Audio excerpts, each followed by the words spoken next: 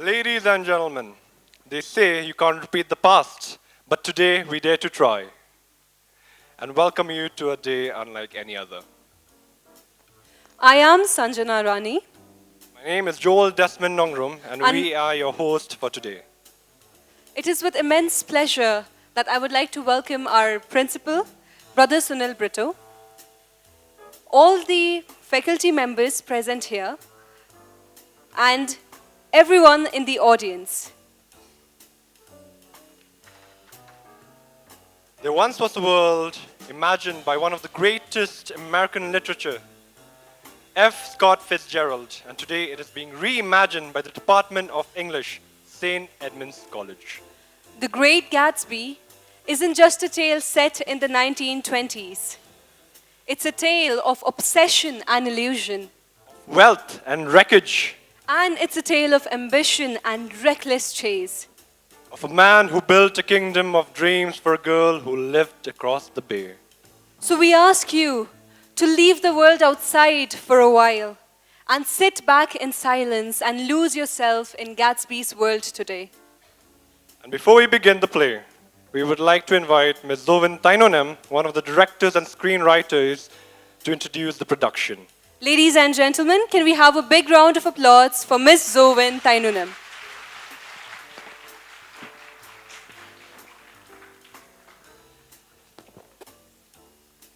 Good afternoon, ladies and gentlemen. Today we invite you to step back in time to an era of glittering dreams and fragile illusions, where jazz flowed like champagne and ambition danced hand in hand with heartbreak.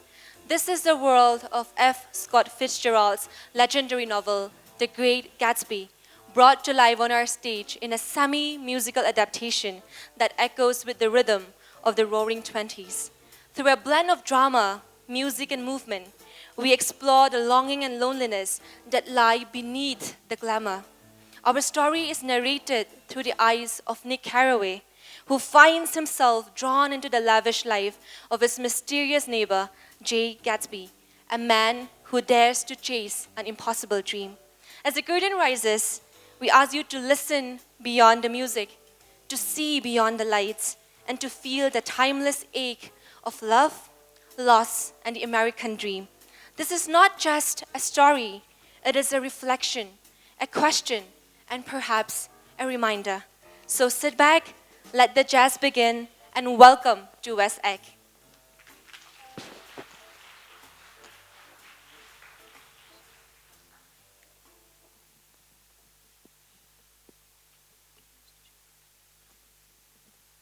In my younger and more vulnerable years, my father gave me an advice that I've been turning over in my mind ever since.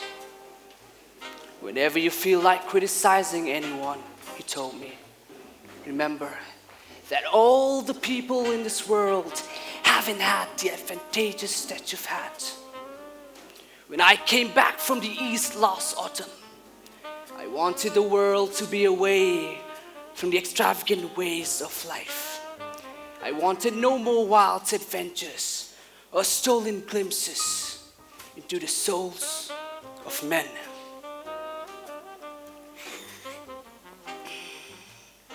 Only Gatsby, man who gives his name to this tale, was exempt from my reaction.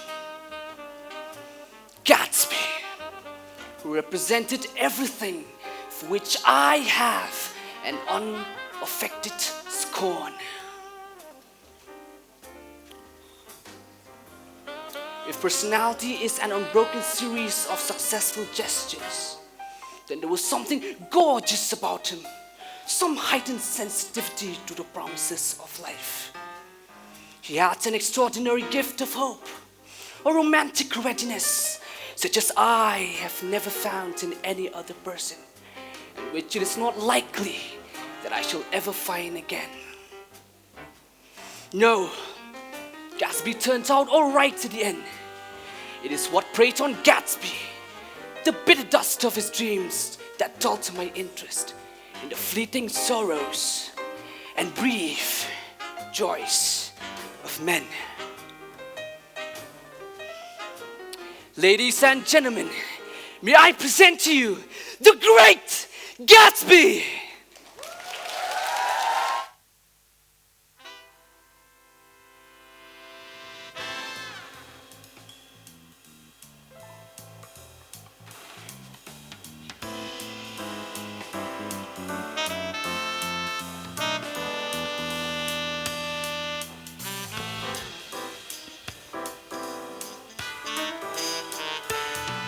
He's ambitious, idealistic, he's so hard to impress all the ladies in town, has their eyes on this man. He's the talk of the town, a man's man, a lady's man, enigmatic millionaire, soaring high in the air.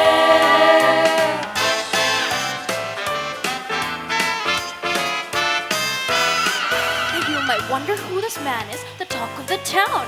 So fabulous, luxurious, so dazzling charm. Da da da da da da da da. Makes all the men in town look like clowns.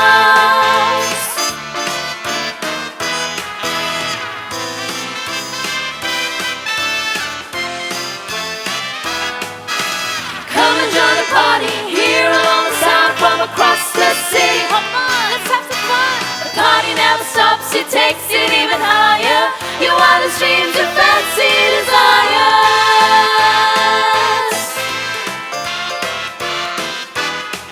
He's ambitious, idealistic, he's so hard to impress all the ladies in town, has their eyes on this man. Witness this man as he unravels his heart to a lady he loves, so sure she's fine art. Just sit back and relax and let the story unfold. With music, passion and dance, so grandeur.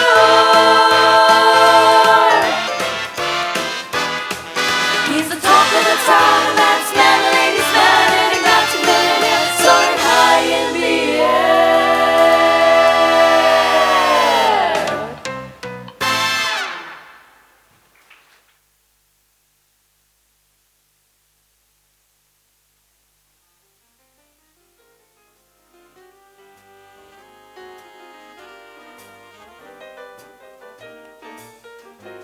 I lived at West Egg, the less fashionable of the two. Though this is a more superficial tag to express the bizarre, not little sinister contrast between them. My house was at the very tip of the egg. The one on my right was a colossal affair by any standard. It was Gatsby's mansion. Or rather, as I didn't know Mr. Gatsby, it was a mansion inhabited by a gentleman of that name. Across the bay, the white palaces of fashionable East glittered along the water. And the history of summer really begins on the evening I drove over there to have dinner with the Buchanans. Daisy was my second cousin, once removed, and I'd known Tom in college. And just after the war, I spent 2 days with them in Chicago. Her husband, among various physical accomplishments, had been one of the most powerful ends that ever played football at New Haven. A national figure in a way, one of those men who reached such an acute limited excellence at 21 that everything afterwards savors of anticlimax. Why they came east? I don't know. They had spent a year in France for no particular reason and had drifted here. And there, undressed fully, wherever people played polo and were rich together. This was a permanent move, said Daisy over the telephone. But I didn't believe it. I had no sight into Daisy's heart.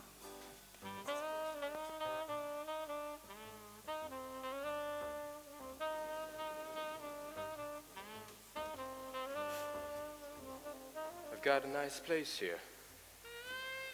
I bought it from Domain, the oil man. Come inside. Let's have a look.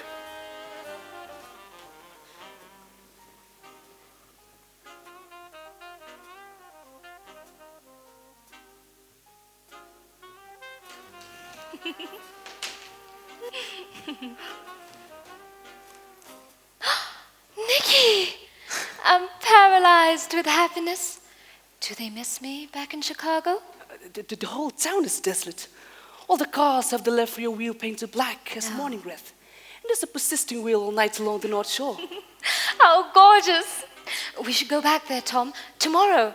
What are you doing, Nick? Oh, I'm a born man. Who with? With TG commercials.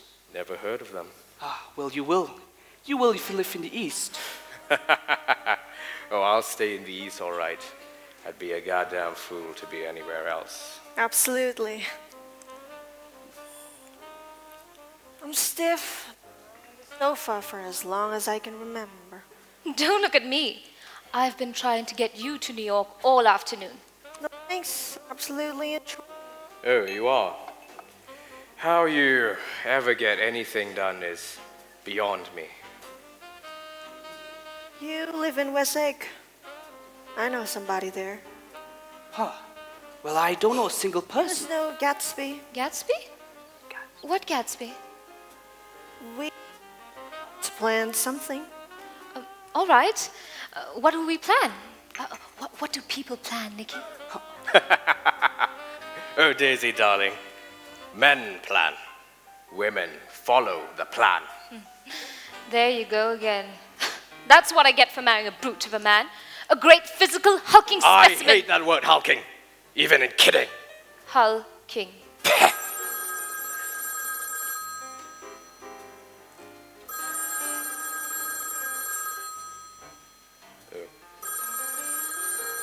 Excuse me.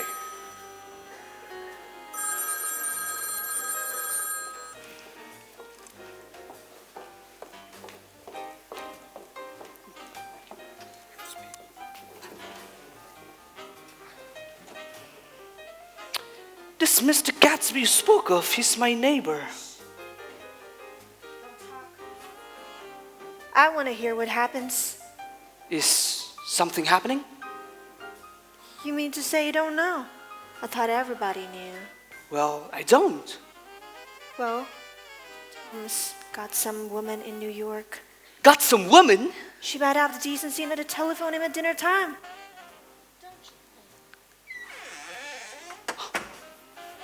Could it be helped?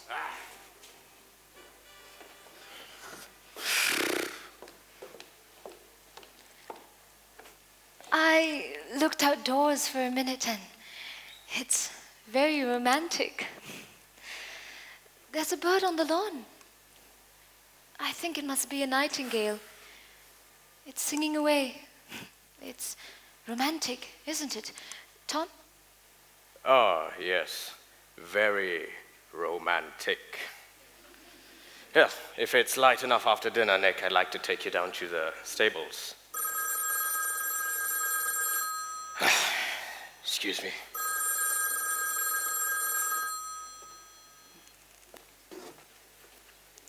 Why don't I pour you some tea, Nick? Oh, please.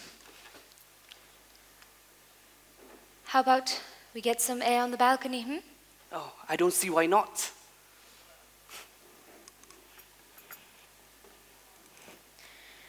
I realized we don't know each other very well, Nick, even if we're cousins. You didn't come to my wedding. Oh, I wasn't back from the war. That's true. Well, What the fuck was wrong? I've had a very bad time, Nick. And I'm pretty cynical about everything. Oh, you ought to see the baby. She's just 3 years old and still asleep. Haven't you ever seen her? No, never. I suppose he talks and eats and everything. Ah, yes. Let me tell you what I said when she was born. Would you like to hear it? Yes, very much. It'll show you how I've gotten to feel about things. Well, she was less than an hour old. Tom was God knows where, with God knows whom. I woke up out of the ether with an utterly abandoned feeling, and I asked the nurse right away if it was a boy or a girl. She told me it was a girl, and I turned my head away and wept. I'm glad it's a girl, and I hope she'll be a fool. That's the best thing a girl can be in this world, a beautiful little fool. You see, I think everything's terrible anyhow. Everybody thinks so. The most advanced people. And I know. I've been everywhere, done everything, and seen everything. Sophisticated. God. I'm sophisticated, Nikki. Daisy. I think we should head back, Nikki. Tom's waiting for us. I think we should.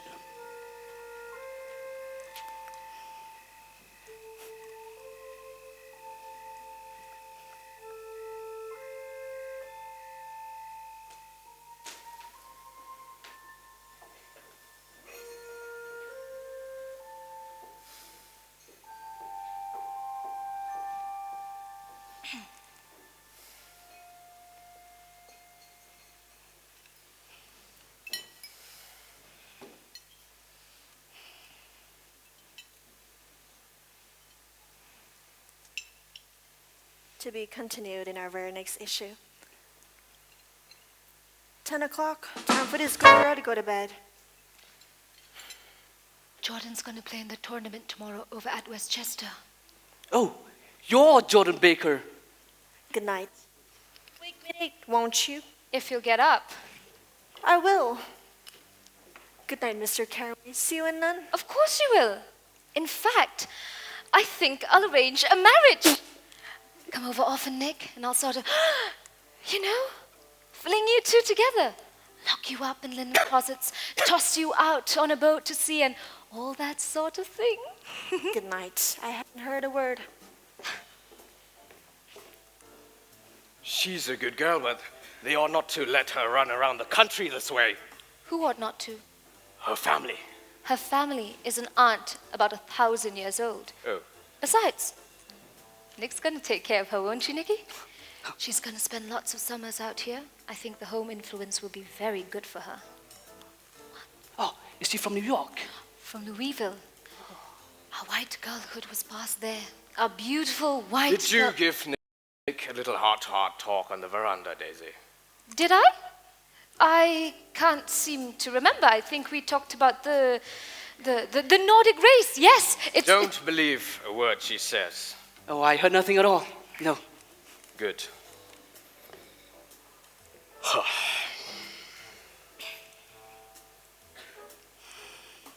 Well, anyhow, it's been a long day. I think I should head home. All right, we'll see you off. Oh, wait, Nikki.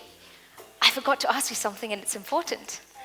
We heard you were engaged to a girl out west. Ah, yes. We heard that you were engaged. Oh, no, it's libel. I'm too poor. But we heard it from 2 or 3 people, so it must be true. Good night, Daisy. Good night, Tom. Good night. Good night, Nikki.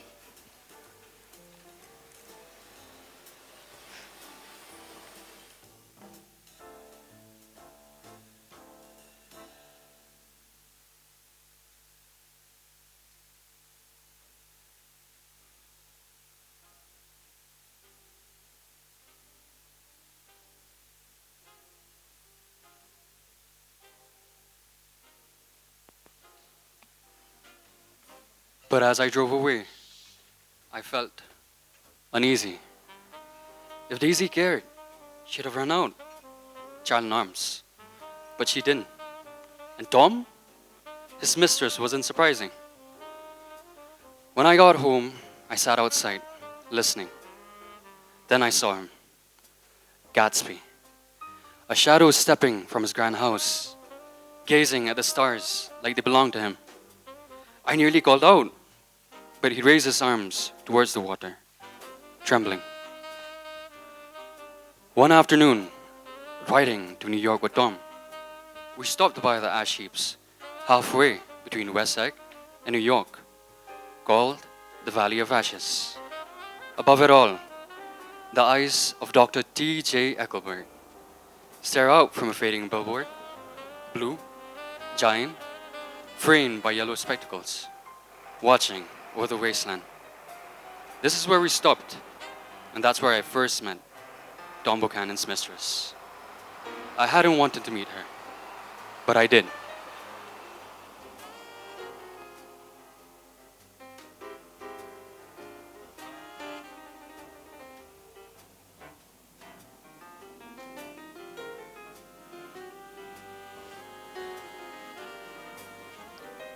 we're getting off. Huh. So, Nick, I want you to meet my girl.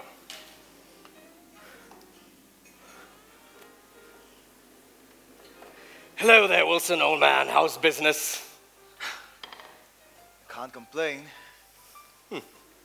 Say, when are you going to sell me that car? Next week. I've got my man working on it now. Works pretty slowly, don't he? No, he doesn't. And if you feel that way, I'd rather get it fixed someplace else. That's not what I meant. I just meant Go that... get some chairs, why don't you? So somebody can sit down. Okay. Here's some cash. I want to see you later. Oh, and I'll see you at the newspaper stand next to the docks. Fine beauty, isn't she? Anyway, tragic place. Oh, awful. It does her good to get out. Doesn't her husband object? Who? Wilson? He thinks she goes to New York to visit her sister. He's so dumb, he doesn't know he's alive. Oh, wait. They're leaving? Goodbye. Bye.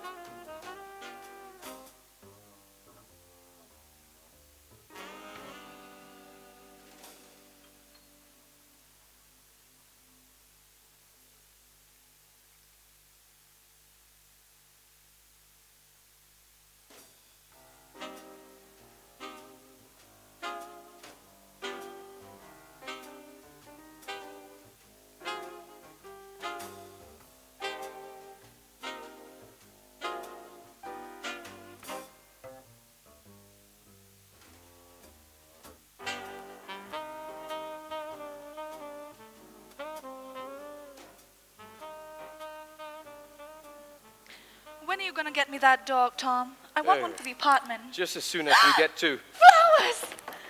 Can you buy me some, Tom? Please? Oh, Welcome, lady. What kind of flowers would you want? We have roses in red, white, pink, and even orchid. They are all so lovely. And yes, might I give you a recommendation? That set of flowers look lovely with the baby breath. Oh, but I think I prefer the pink ones. how much are these, the pink ones? This bouquet, sir, it'll cost you $10. Here you are. Thank you. We'll take the ones you suggested, and yes, you can have 2 or 10 of those. Oh, Tom, you're the best. Oh, well, we're here. Nick?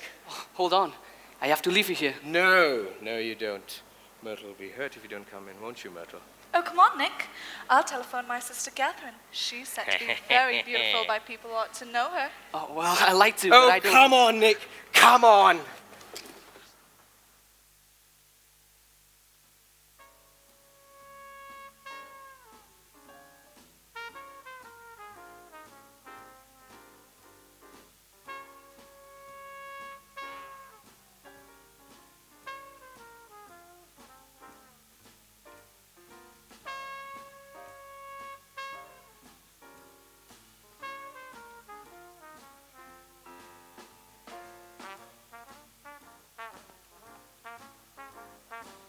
I have been drunk just twice in my life.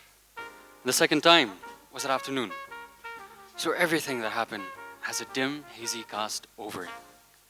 I sat down discreetly in the living room and read a chapter of a magazine I found there. Either it was terrible stuff or the whiskey distorted things because it didn't make any sense to me.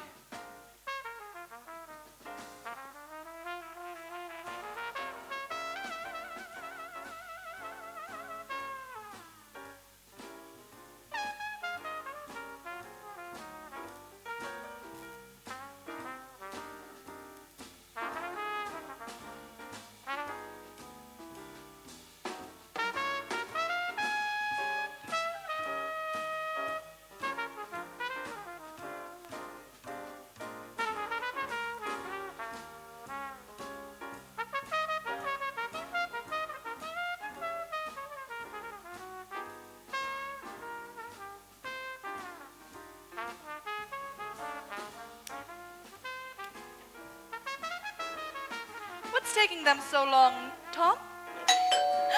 Speak of the devil. Do you think it's them? Coming! Coming! What took you so long? I wasn't long. Welcome, Mrs. and Mr. McKee. Hello, dear. We brought whiskey. More whiskey? Well, thank you, Mr. McKee. Hello, Tom. Do you live here? Oh, no. I live with a girlfriend at a hotel. Hello, gentlemen. I'm Chester McKee. Oh, and I'm Nick Carey. I don't know if you'll find this interesting, but I'm in the artistic game. I'm a photographer, and I've photographed my wife 127 times since we've been married. Sounds interesting. Let me tell you about my other works. Please. My dear, most of these fellas out here will cheat you. All they think about is money. I had a woman up here last week to look at my feet, and when she gave me the bill, you would have thought she had taken my appendicitis out. What was the name of the woman? Miss Edbehart. She goes around people's houses looking at their feet. I like your dress. I think it looks adorable. Oh, this crazy old thing. I only throw it on when I don't really care how I look like. But it looks wonderful on you, if you know what I mean. Nick, Chester, I'm going out for some fresh air. Care to join me?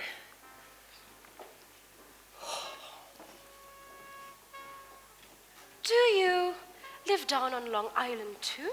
Oh, no. I live at West Egg. Really? I was down there for a party once at a man named Gatsby's. Do you know him? Oh, I live next door to him. Really? They say that he's a cousin or a nephew of Queso Wilhelm's. That's where he gets all his money from. Really? I'm scared of him. I'd hate for him to get anything on me. Are you talking about someone named Gatsby? Why, yes. Do you know him? No. But my sister told me she attended one of his parties a year ago. She's trying to make it into the cinema, you know. So she went with some director who promised her a film. She never got the film, but she told me the party was something else. Something she had never seen before. Well, that she's very right. They are so grand. You know, you could come with me. You and your husband could accompany to one of his parties. Oh, I love that. Chester, we've got to go to the parties of this Gatsby. I think you can find some interesting subjects there. I like to do more work on real subjects, you know? Something closer to life. Maybe like a labor in the Valley of Ashes. But I don't know where to start. I don't know anyone. Ask Myrtle. You'll help him, won't you, Myrtle? Do what? You're gonna give Mr. McKee here a letter of introduction to your husband, so he can do a few studies of him. Come, Chester. You know, neither of them can stand the person they're married to. Can't they? Can't stand them. Well, doesn't she like Wilson either? Well, you see, it's really his wife that's keeping them apart. She's a Catholic and they don't believe in divorce. Daisy was not a Catholic, and I was a little shocked at the elaborateness of the lie. I almost made a mistake myself, too. I almost married a little kike who'd been after me for years. But I knew he was below me. Everybody kept saying that if I hadn't met Chester, he'd have got me sure. But at least you didn't marry him. I know I didn't. Well, I did. And that's the difference between your case and mine. Well, why did you, Myrtle? Nobody forced you to. I married him because I thought he was a gentleman. I thought he knew something about breeding. But he wasn't fit to lick my shoe.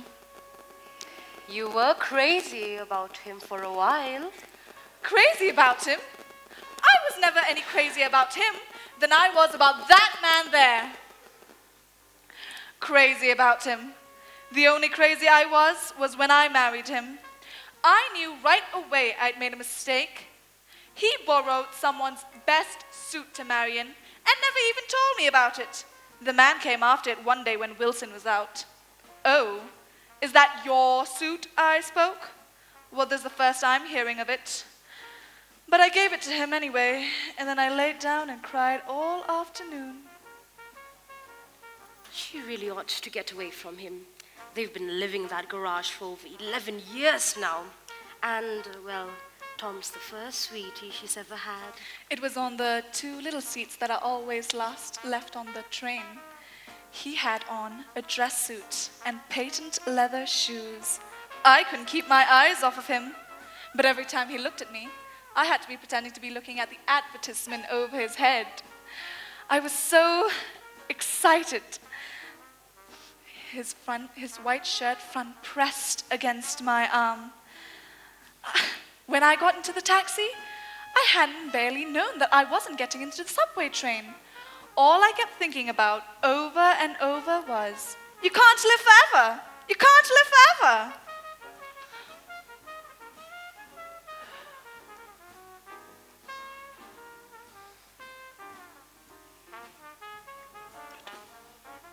My dear, I'm going to give you this dress as soon as I'm through with it. I've got to make a list of all the things I've got to get. A list, a vase for the flowers, a leash for the dogs. I've got to make a list. Well, I've got tea to spill. I hear that he's a cousin of Daisy Buchanan. Daisy! It's always that name! You have no right to mention that name here! Daisy, Daisy, Daisy! I'll say whatever I want to. Daisy!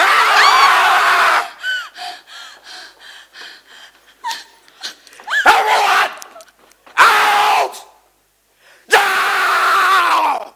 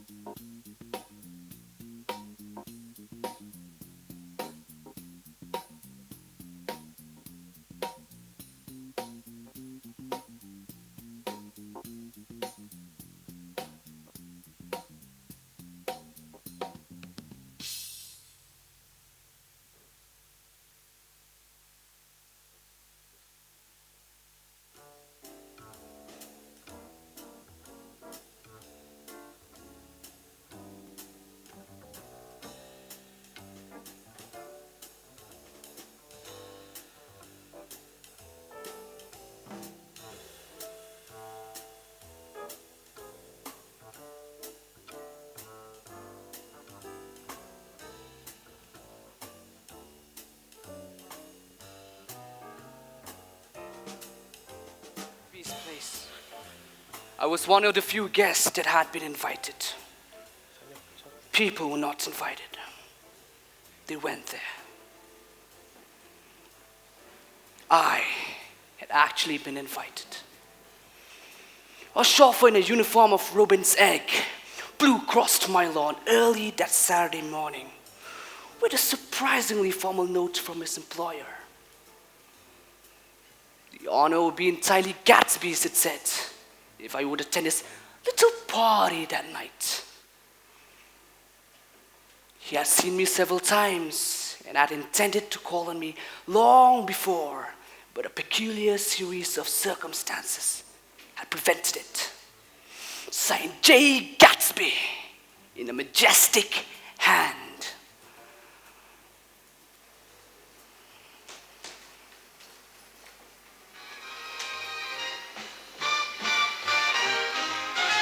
Oh, I'm sorry. Excuse me. Sorry.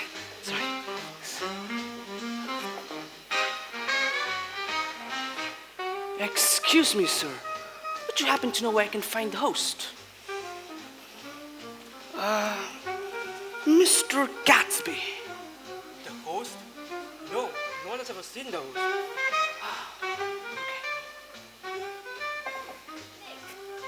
Oh, hello. I thought he might be here. Next door to hello.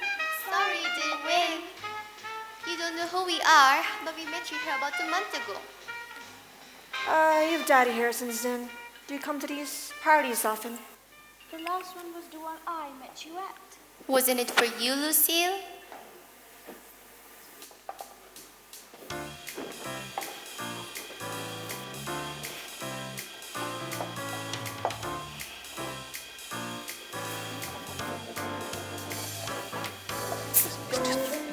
The music's fade, champagne flows, a grand charade. But behind the mask and diamond rings, they whisper about the man who owns these things. Was he a soldier, a killer, a king? Did he make his way up or steal everything?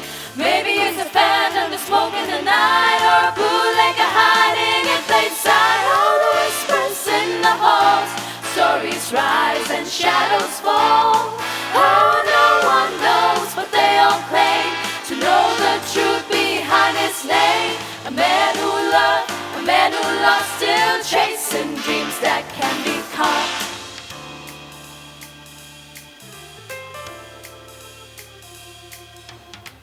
Did he kill a man? Did he lie? Did he cheat? Or is his fortune built on dust and deceit? Does he hold his past like a loaded gun? Or is he just chasing the setting sun? All the whispers in the halls, stories rise and shadows fall.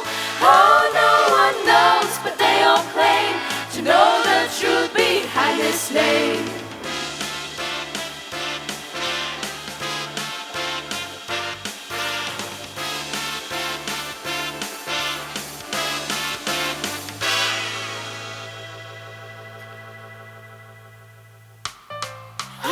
Whispers in the halls, stories rise and shadows fall.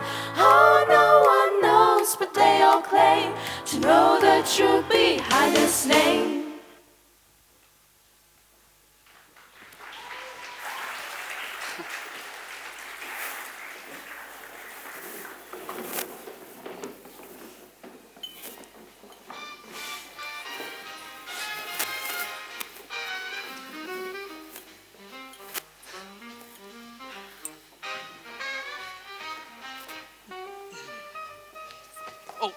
I'm so sorry, sir. I'm sorry. I'm so sorry. Wait. Your face looks familiar, old sport. Weren't you in the 3rd Division during the war? Why, yes. I was in the 9th Machine Gun Battalion. Why, I thought so. I knew I'd seen that face somewhere before. Well, I'll tell you what. I was in the 7th Infantry until June 1918. I just bought a hydroplane, actually. I was gonna go try it out tomorrow morning at 9 o'clock. Why not come with me, old sport? Just near the shore along the Sound.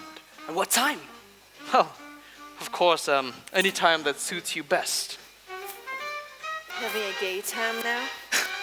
Much better. Well, you see, This is an unusual party for me. I haven't even seen the host. Ah, I live over there. And this man, Gatsby, sent over his chauffeur with an invitation. Gatsby, you say? Yes. Well, old port. See, I'm Gatsby. What? Oh, I beg your pardon. I thought you knew old port. I'm afraid I'm not a very good host. Chicago on the wire. All right, well, if you need anything, just ask for it, old sport. Excuse me, I'll join you later. Who is he? Do you know? He's just a man named Gatsby. No, where's he from, I mean, and what does he do? Now you're started on the subject. Well, he told me once he was an Oxford man. However, I don't believe it. Oh, why is that? I don't know. I just don't think he went there. Anyhow, he gives large parties, and I like large parties. They're so intimate, you know. At small parties, there isn't any privacy. Excuse me, Miss Baker. I beg your pardon, but Mr. Gatsby would like to speak to you alone. With me? Yes, madam.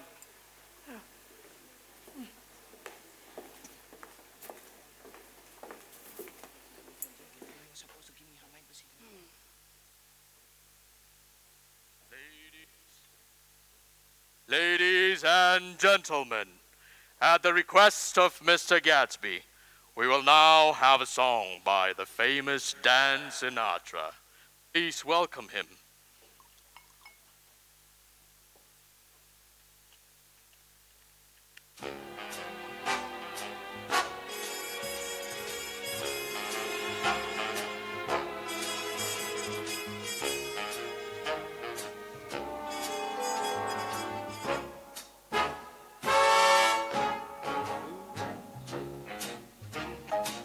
You saw me standing alone, without a dream in my heart, without a love of my own.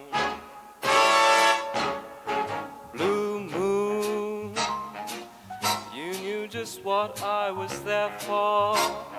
You heard me sing a prayer for someone I really could care for. And then there suddenly appeared before me the only one my arms could hold. I heard somebody whisper, "Please adore." And when I looked, the moon had turned to gold. Blue moon, now I'm no longer alone,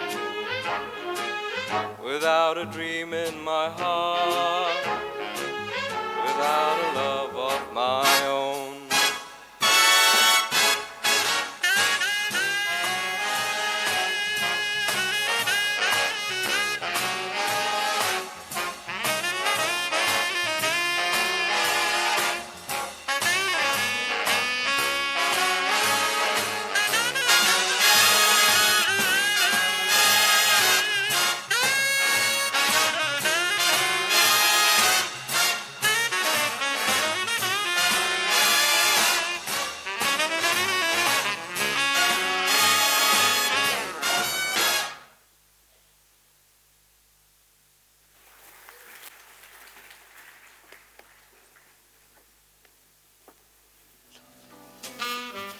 Lovely party this is.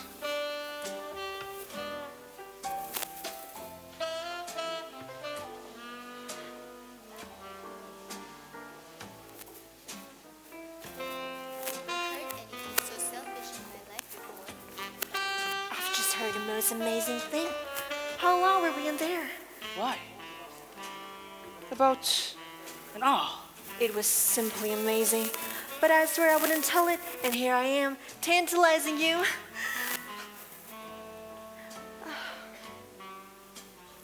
I should leave. Please meet me. Phone book under the name of Mrs. Sigourney Howard.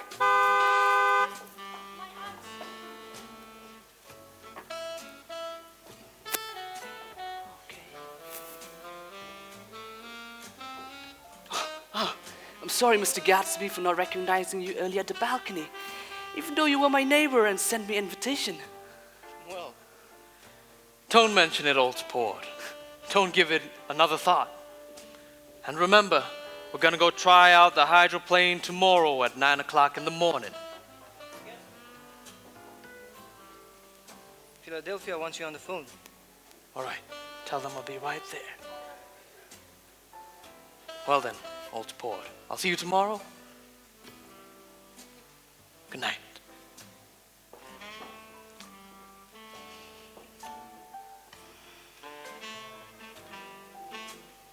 But as he walked away, something plagues my mind.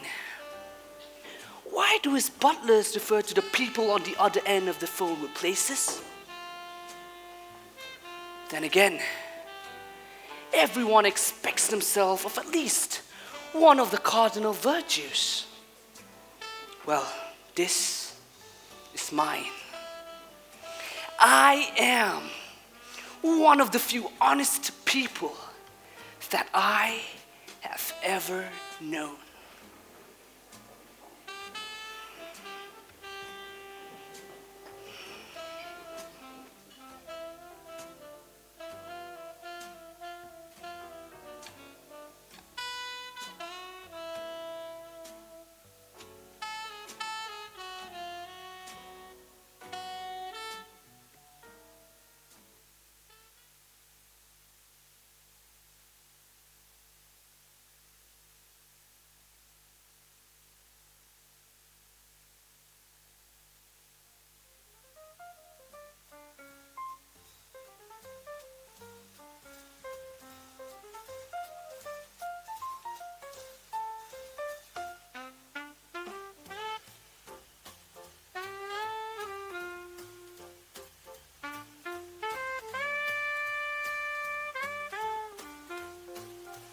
Gatsby's gorgeous car lurched up the rocky drive to my door and gave out a burst of melody from its three-noted horn.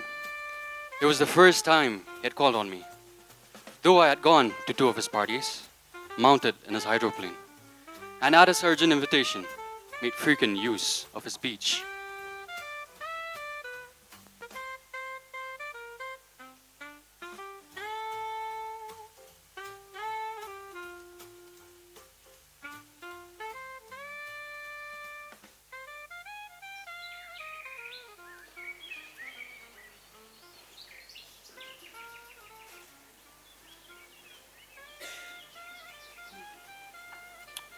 Lovely day.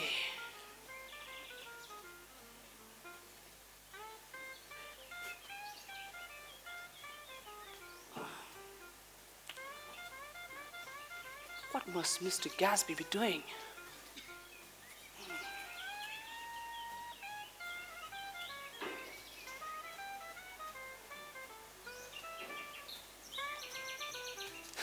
The birds. Oh, so lovely.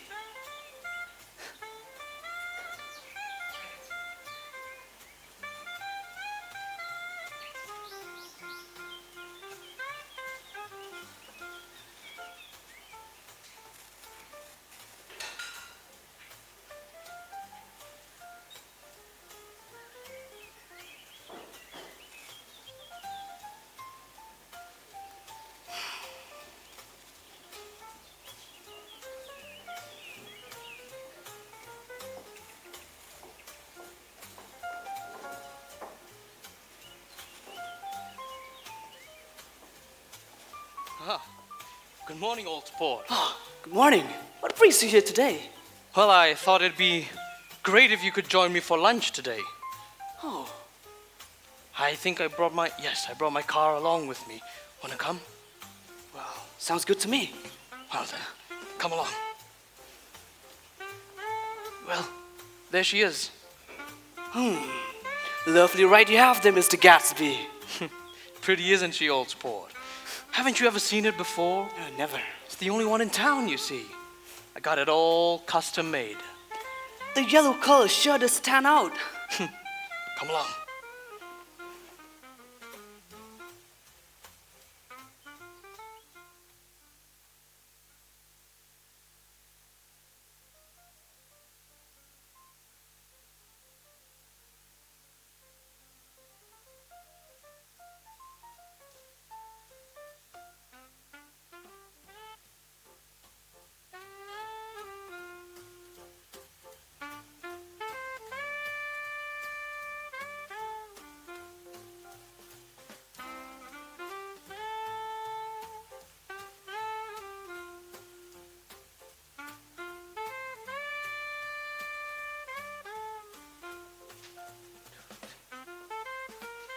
Well, here we are, old sport.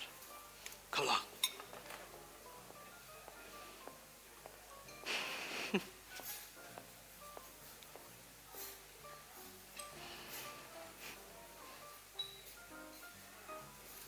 Right you are, Mr. Gatsby.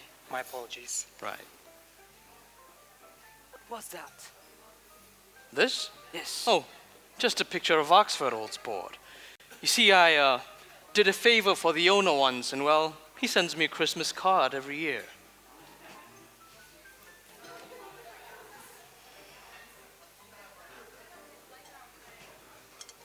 Thank you. Thank you. Well, so tell me, old sport, what's your opinion of me anyhow? You see, I don't want you to get the wrong idea of me from all of these stories that you hear. You see, they're baseless, old sport. They're nonsense. So, he was aware of the bizarre accusations that flavored the conversations in his halls. Well, I'll tell you God's truth.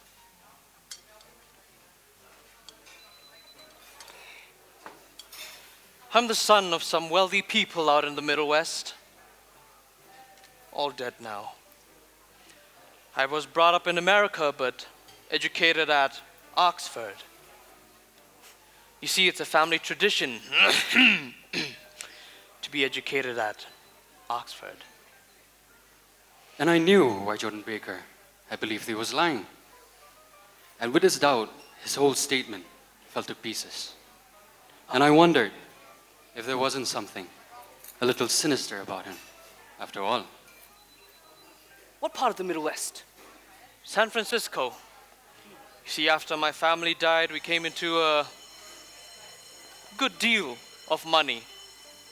His voice was solemn, as if the memory of that sudden extinction of this clan still haunted him. For a moment, I suspected he was pulling my leg, but a glance at him convinced me otherwise. After that, I lived like a young Raja in all the capitals of Europe, old sport. Paris, Venice, Rome, collecting jewels, chiefly rubies, hunting big game, and well, painting a little. You see, things for myself only. All of that just to forget a very sad thing that had happened to me a long time ago. And then came the war, old sport. I tried very hard to die, and well, I just seemed to have bear an enchanted life. I was appointed as first lieutenant when it began.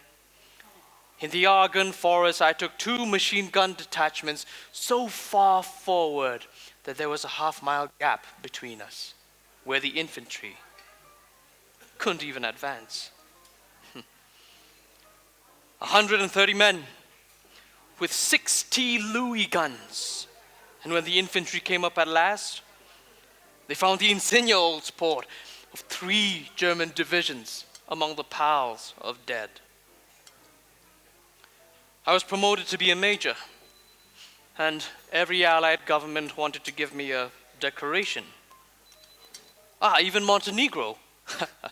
Little Montenegro down on the Adriatic Sea. Speaking of which, I think yes. That's the one from Montenegro. To my astonishment, this thing had an authentic look. Do me a favor, turn it.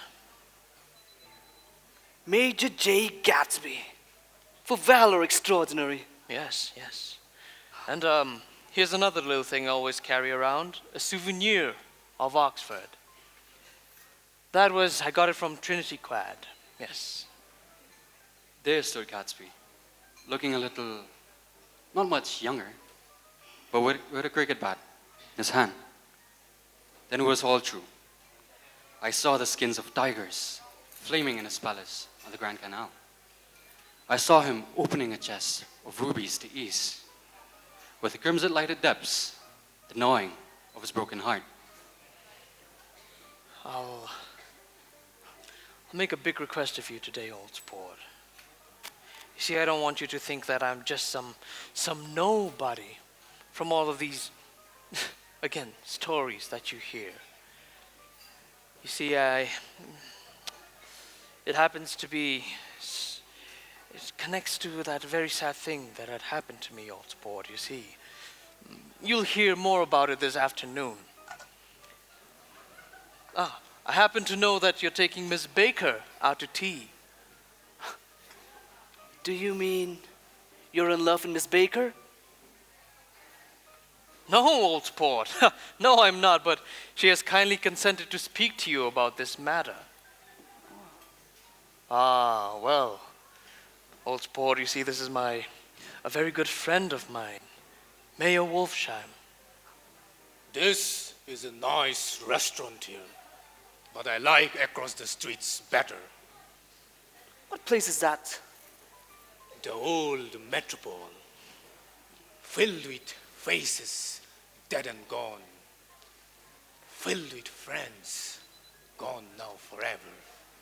I can't forget, as long as I live, the night they shot a good friend named Rosie. It was 6 of us at the table, and Rosie had eaten and drank a lot all evening. The next morning, the waiter came up to him with a funny face and says, somebody wants to speak to him outside. He agreed. I sat him back down and warned him against it. Well, did he go? He did. He went out on the sidewalk and they shot him 3 times in his full belly and drove away. 4 of them were electrocuted. 5 with Becker. I see you are looking for a business connection. No, this isn't the man, old sport. This is just a friend. You see, I told you we'd talk about that some other time. Must have been some other man that crossed my mind then. Surely.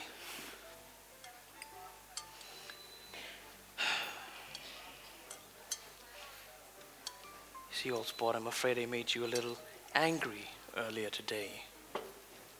Well, I don't like mysteries, and I don't understand why you won't come out to me and tell me what you want.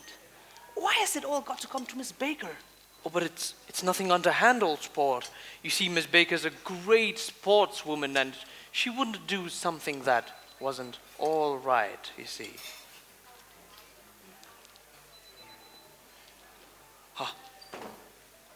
If you'll excuse me, gentlemen, I'll rejoin you later.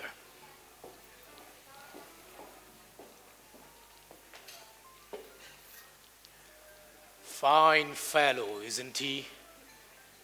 Handsome to look at, and a perfect gentleman. Yes, he is. Sure is. He's an Oxford man. Oh. He went to Oxford College in England. Have you ever heard of it? Well, indeed I have. It's one of the most famous colleges in the world, actually. Have you known Gatsby for a long time? Several years. I made the pleasure of his acquaintance just after the war.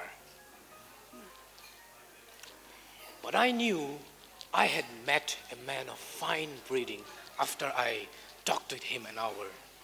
And then I said to myself, there's this kind of man you'd like to take home and introduce to your mother and sister. I see you're looking at this masterpiece.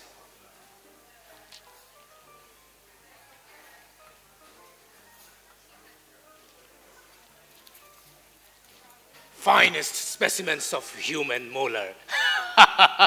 Well, that's a very interesting idea. Yeah, Gatsby's very careful about women. He would never so much as look at a friend's wife.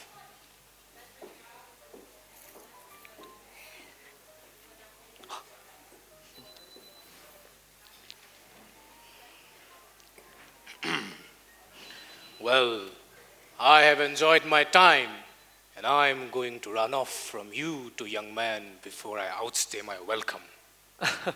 You don't have to hurry, Mayor. You are very polite, but I belong to another generation. You sit here and discuss your sports and your young ladies and your... As for me, I'm 50 years old and I won't impose myself on you any longer. You see, he's a very sentimental man, old sport. And today seems to be one of his sentimental days, you see. He's quite a character around New York. You could call him a denizen of Broadway. Well, who is he anyhow? An actor? An actor? An actor? No. Well, a dentist? A dentist? You said that because of the molars, didn't you? Yes. I know. That was a good one, old sport, but no. He's a gambler. Okay, I see. Yes. He fixed the World Series back in 1919. Fixed the World Series? Yes. How did he happen to do that? Well, he just saw the opportunity to do so, old port. Well, why isn't he in jail then? Well, he's a very smart man, you see. They can't get him, old sport. They can't get him. Oh, come with me for a minute. I've got to say hello to someone. All right. Where have you been? Daisy's been worried sick. You haven't called. Daisy? This is Mr. Gatsby, Mr. Buchanan. Oh. Mr. Buchanan? Yes. All right. Anyway, how have you been? And why the hell did you come up so far to eat? I've been having lunch with Mr. Gatsby. Gatsby. What did you say his name was again? Gatsby? Is he someone I should know about?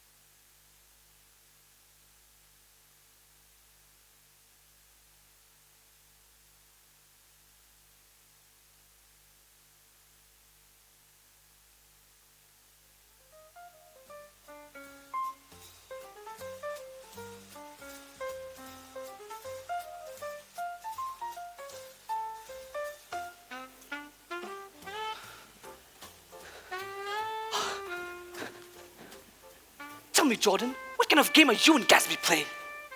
Calm down, Nick. Take a seat.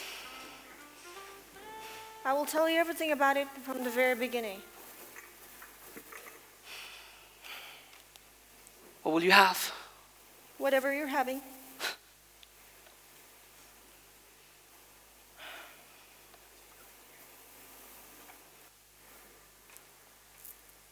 One October day in 1917, I was walking along from one place to another, half on the sidewalks and half on the lawns.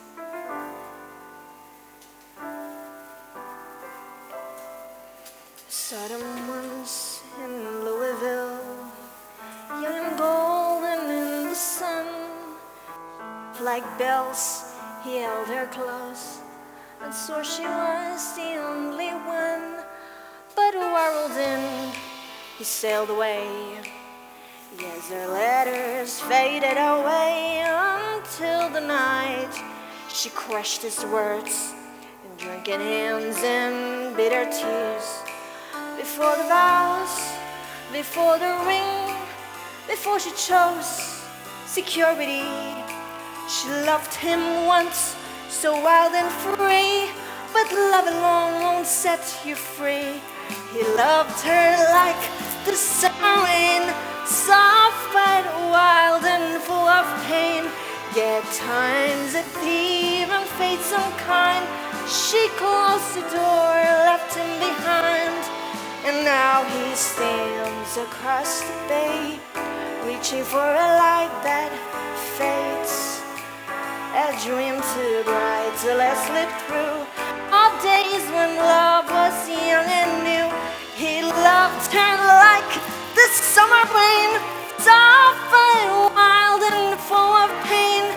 Yet time's it, even fate's unkind, still he waits beside the way.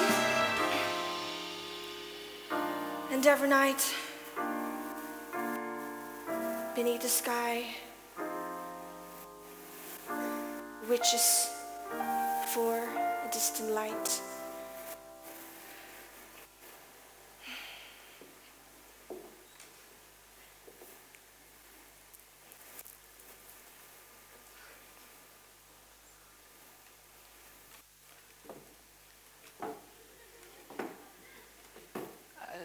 So does she want to see Gatsby? She's not to know about it. Gatsby doesn't want her to know. You're just supposed to invite her to tea. Well, all right.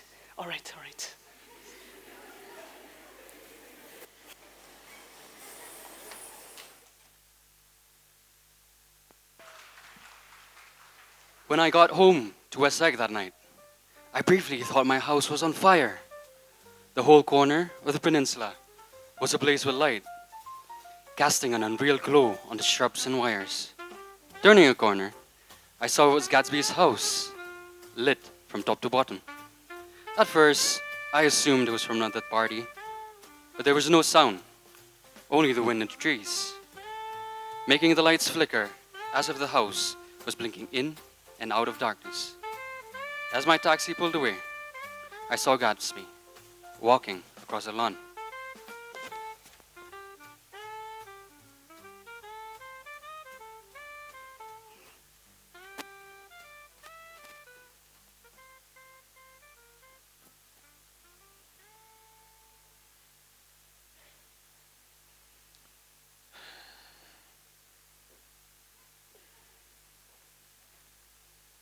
Your place looks like the World's Fair. The World's Fair, you say? Does it now? Well, I've been glancing into some of these baseless fancy things, and well, Let's go to Coney Island, Old Port. Just you and me in my car. Oh, well, I'm afraid it's too late. Suppose we take a plunge at the swimming pool. I haven't used that pool all summer, Old Port. Well, you see, I've got to go to bed. All right. Well, I told Miss Baker. Miss Baker? I will call up Daisy tomorrow and invite her over to tea. Daisy? Oh. No, that's all right. I don't want you to... What day would suit you? What day would suit you, Old Sport? I don't want to put you to any trouble, you see. Well then, how about the day after tomorrow? Day after? I've got to get the grass cut. Oh, and there's another little thing, Old Sport. Oh, would you rather put it off for a few days? No, it isn't about that. You see, I just wanted to... You don't make much, do you, Old Sport? No, I don't. I thought so. I didn't think so.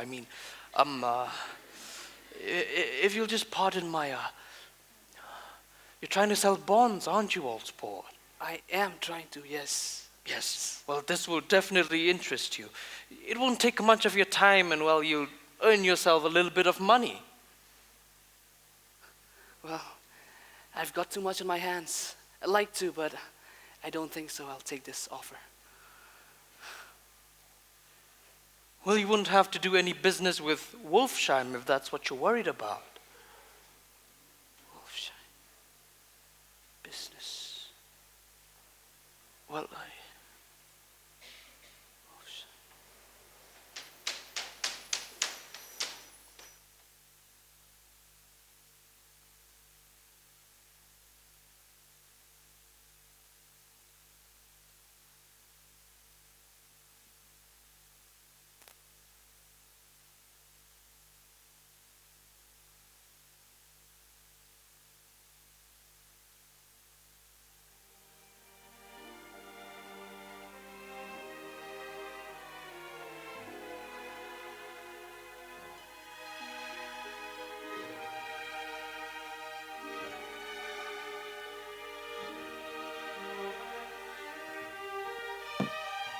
Evidently, he thought that I was shying away from the connection mentioned at lunch, but I assured him he was wrong.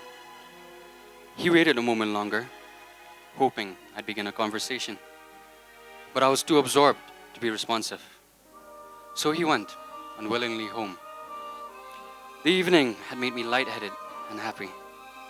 I think I walked into a deep sleep as I entered my front door. So, I didn't know whether or not Gatsby went to Coney Island that day, or for how many hours he glanced into rooms while his house blazed gaudily on.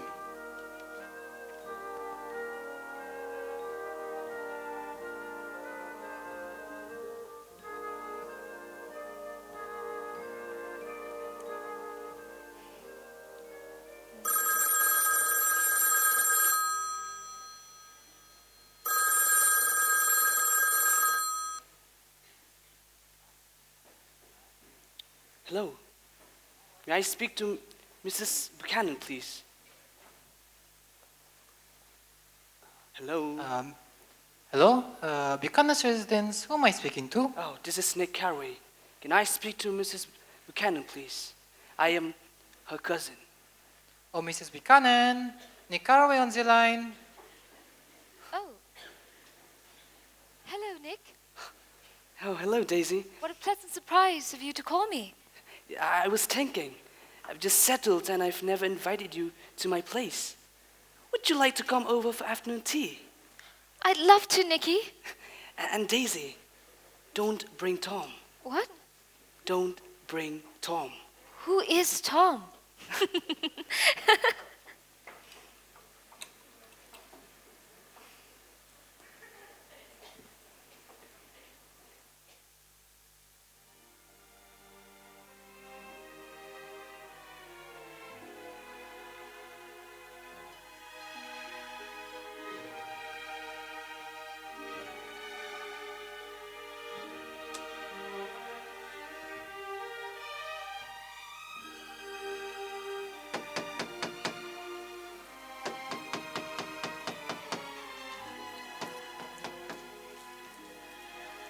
Is everything all right, old sport?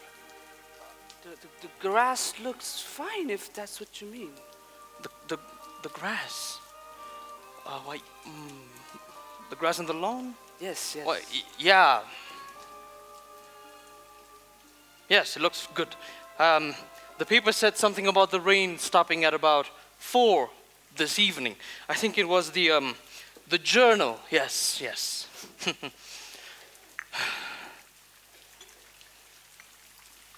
Have you got everything ready in the shape of tea? Will this do? What? Yes, yes, old sport. Yes, that will do. It's perfect.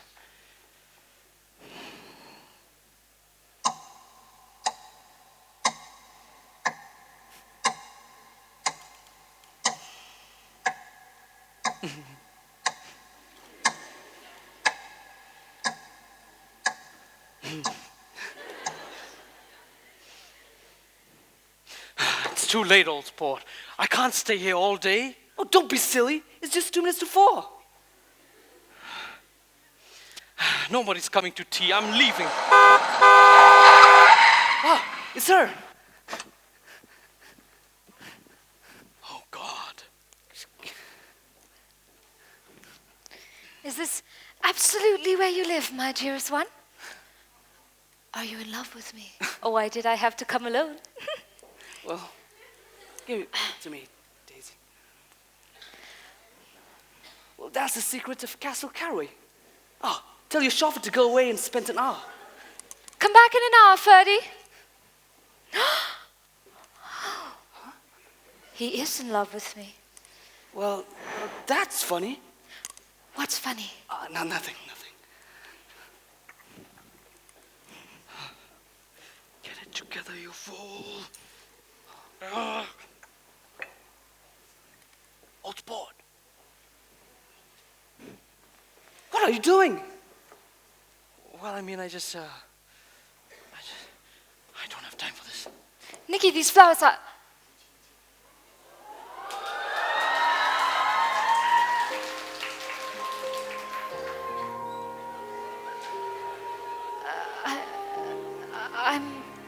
awfully glad to see you again. Awfully glad to see you as well. Oh, I mean, we've met before. It was at the grand, the game, yes. Oh, I'm sorry about the clock. You see, it's don't mind me, I'll fix it, don't worry.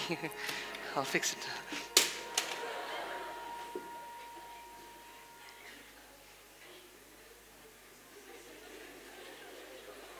I'm sorry about the clock. Oh, it's an old clock. It's a lovely clock.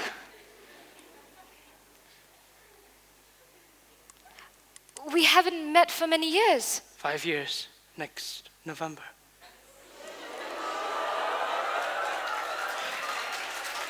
Oh, Dee.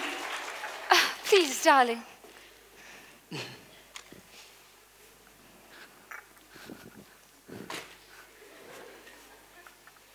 Wait, where are you going? I'll be back. No.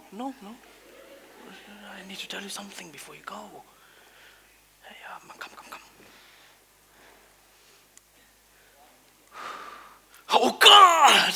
What's the matter? This is a terrible mistake on sport. You're just embarrassed. That's all. Daisy's embarrassed too. She's embarrassed. Yes, just as much as you are. But don't raise your voice. Come on, you're acting like a little boy. Not only that, but you're rude. Daisy's sitting there all alone. All right.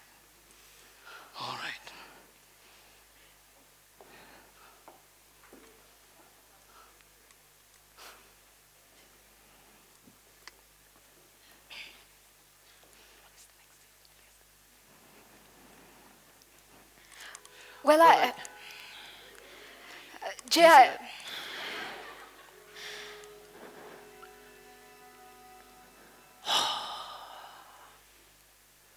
So, Daisy, how have you been? Really? I've been fine. And you? I could say the same. I'm glad to hear it, Jay.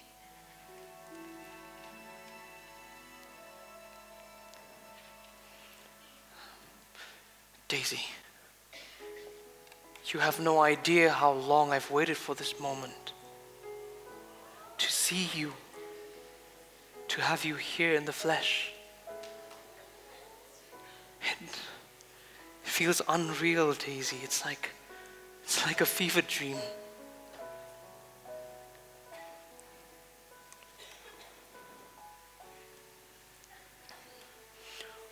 All my life I've built a house, a mansion, a world, just for this one chance to have you back, Daisy. But you're more than just a dream, Daisy. You're the reason the dream existed in the first place.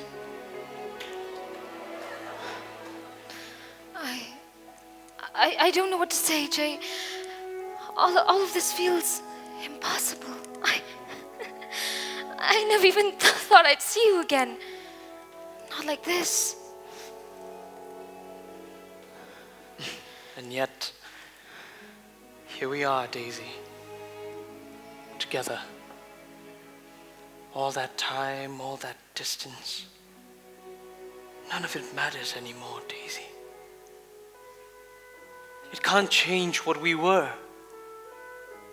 No. What we are now. Don't you see, Daisy? It's like I've been waiting for you my whole life.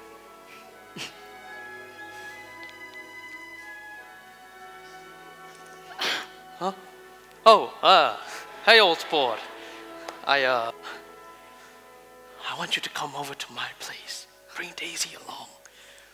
I want to show her around. Are you sure you want me to come? Absolutely, old sport. Okay.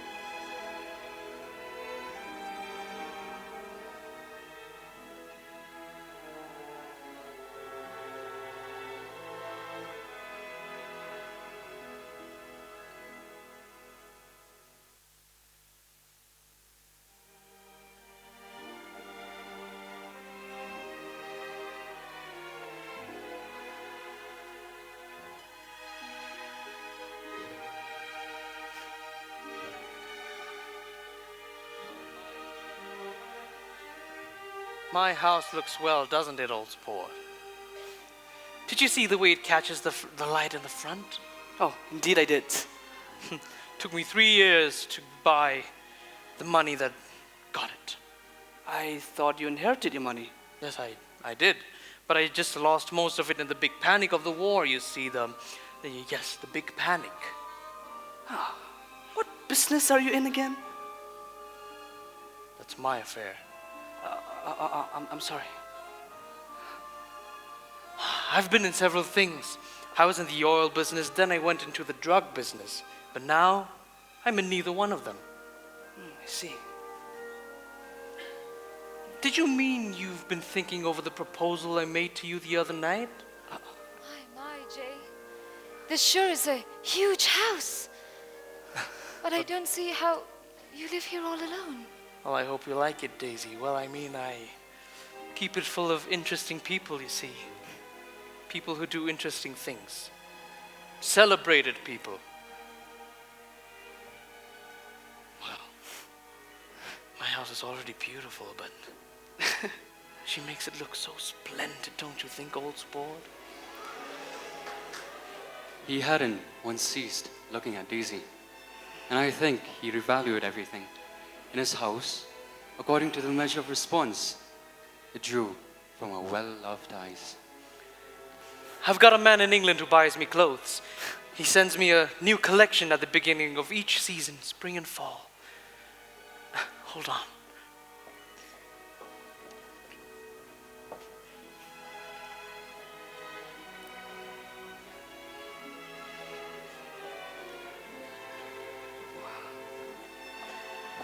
Here they are, Daisy. This is silk. This is cotton. These are woven from dreams and your wildest fantasies. Daisy?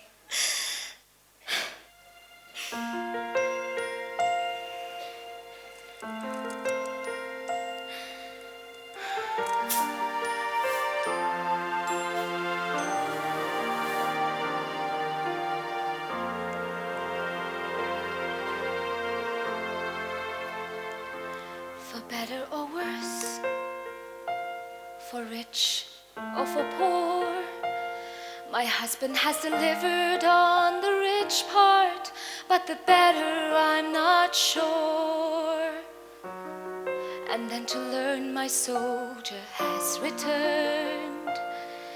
It's a blessing and a curse.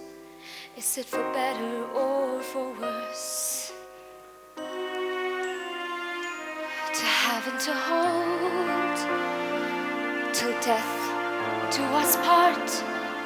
So certain that my soldier had been lost, and with him have my heart.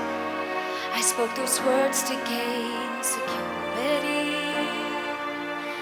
It was maybe a mistake, and the only choice to make.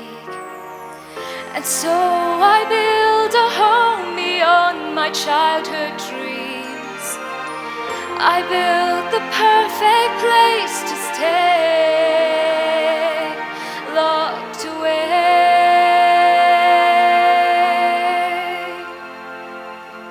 For better or worse, my vows have been made.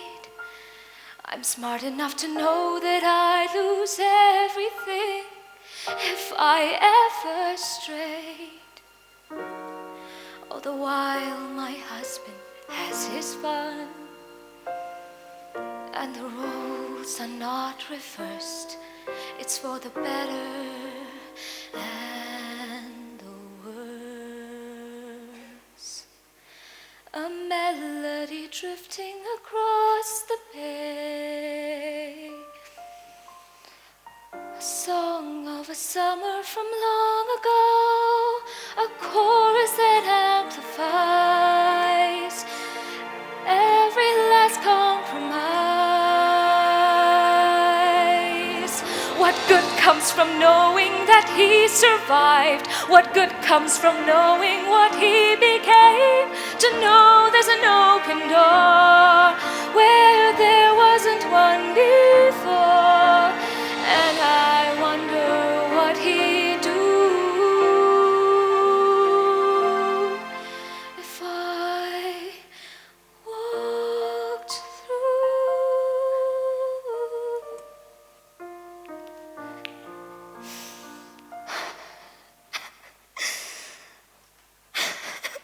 Daisy, darling. Daisy, darling, what's wrong? 5 last years struggled on Daisy's lips, but all she could manage was Makes me sad because I've never seen such beautiful shirts before.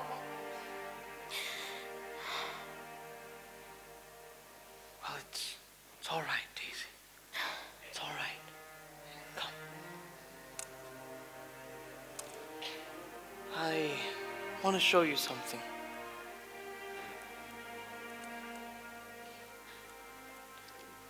You see, if it wasn't for the mist, we could see your house at the end of the bay. You always have a green light that burns all night at the end of your dock. It's that very green light that has kept my hopes alive all these years.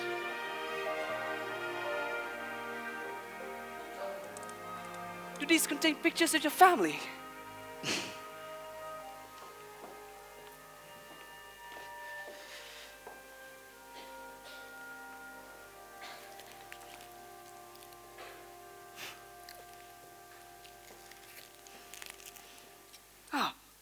Who is this? Oh, that's Mr. Dan Cody, old sport.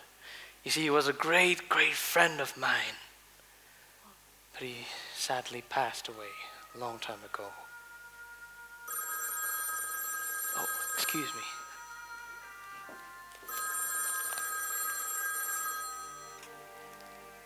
Yes. What? No. No, I said a small town. Yes, a small... He must know what a small town is. Then he's no use to us if Detroit is his idea of a small town. Come here, quick! Look, the pompadour. I adore it. You never told me you had a pompadour or a yacht. Well, I adore these the most. Are these pictures of... You? Yes. They're just pieces of you that I kept. Pieces that I couldn't forget even if I tried to. Pieces of me? Photos, clippings, little fragments of memories that remains in my mind. This is from Louisville.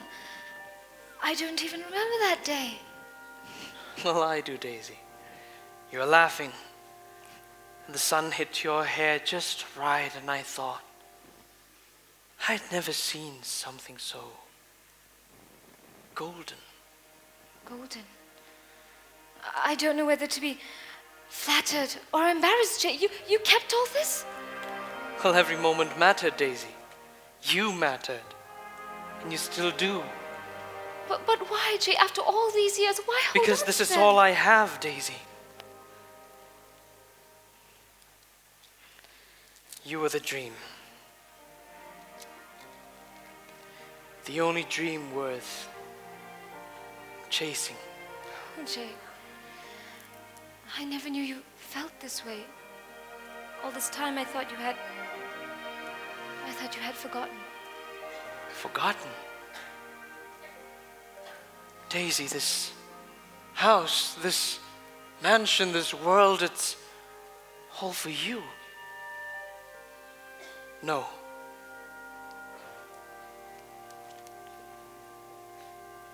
It's all for us.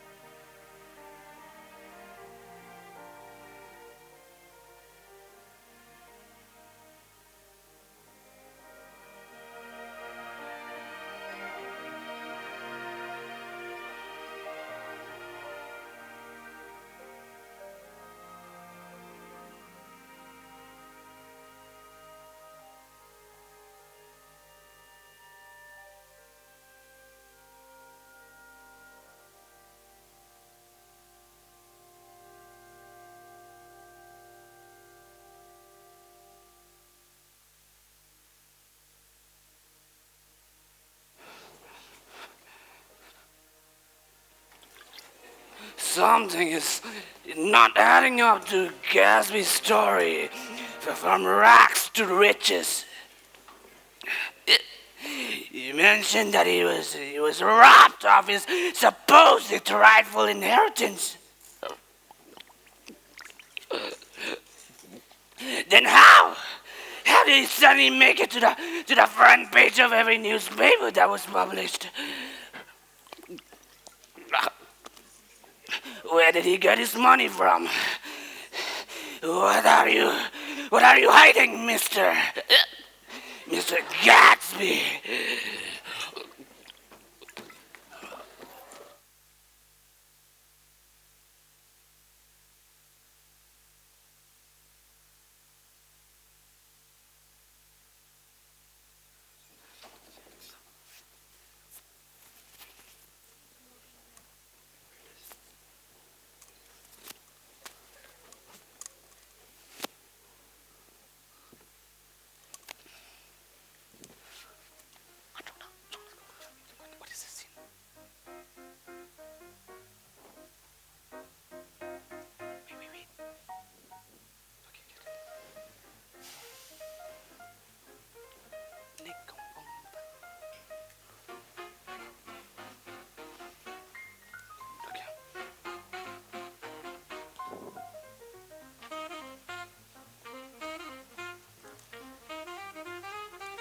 My, what a grand party. Oh, well, if you can make it to the front page of every newspaper in town, you'd expect no less Miss parties. The only thing grand about this party are the drinks over there. I'll go help myself while you two find something to entertain yourselves with.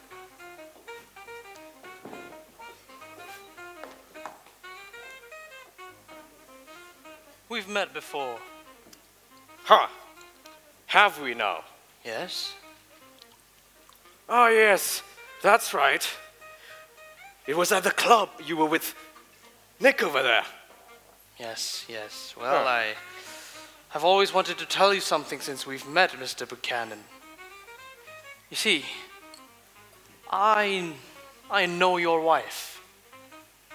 Ha! Do you now? Yes. Well, Mrs. Schlegel has arrived. Schlegel? Not now. Schlegel. Well, a drink. Shall we? There's sure lots of people here. Oh, there they are. Oh. These things excite me so. Well, look around, Daisy. I'm looking around and I'm having a marvelous time. You must see the faces of people you've heard about. We don't go around very much. In fact, I was just thinking to myself, we don't know a face here. Oh, well, perhaps you know that lady over there. Oh, she's lovely. Perhaps you'd like for me to introduce you to her.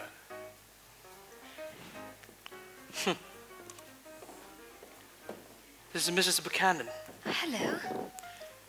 Well, this is Mr. Buchanan, the polo player.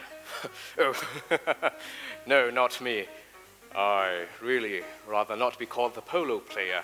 I rather look at all these people in oblivion. Anyway, Mr. Buchanan, do you mind terribly? Oh, of course not. I'll find something to amuse myself with. Of course you will. Oh, and if you want to take down any addresses, here's my little golden pencil.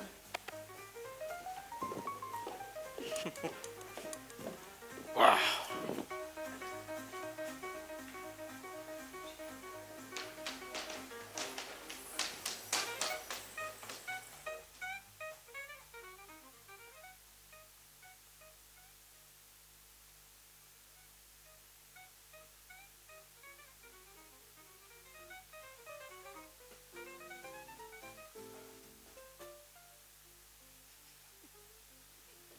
Clip Springer.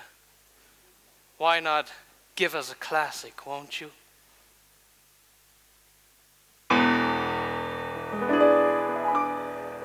Shall we, Daisy?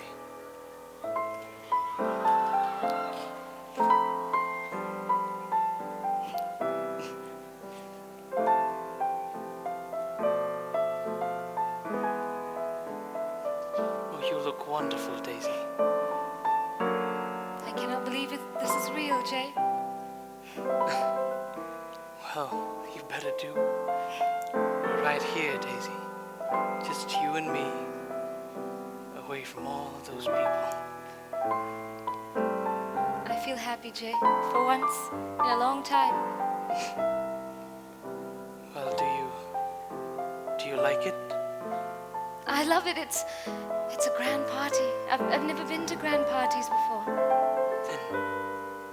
Then why not stay with me, Daisy? You know I can't, Jay. But why? We're right here. Jay, you know it's more complicated than that. Please, Daisy. I'm sorry, Jay. I can't.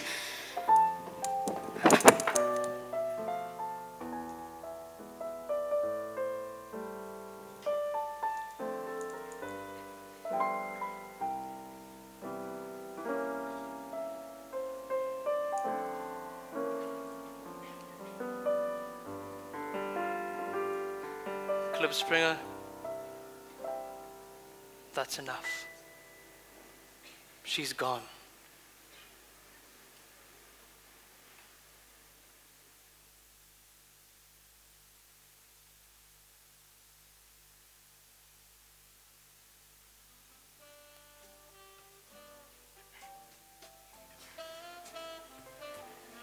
Who's this Gatsby anyhow? Some big bootlegger? Where'd you hear that? I didn't hear it. I imagined it. A lot of these newly rich people are just filthy bootleggers, you know. Oh, well, not Gatsby. Well, he certainly must have strained himself to get this menagerie together. At least they're more interesting than the people we know. You didn't look interested at all. Well, I was. Lots of people come who haven't been invited. That girl hadn't been invited. They simply forced their way in, and he's too kind to object. Well, I'd like to know what he does and who he is, and I think I'd like to make a point of finding out. Well, I'll tell you right now. He bought a lot of drugstores, and he set them up himself. Drugstores? My ass! I'll go get the car.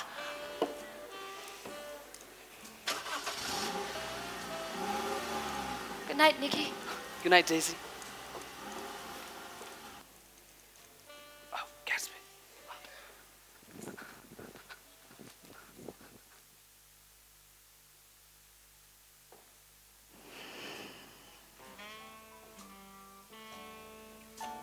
Oh, hey, old sport. You're here. Well, she didn't like it, old sport. Of course you did. No, she didn't like the party. She didn't have a good time. I thought she did. No, old sport. Well, the party is unimportant. Leave, please.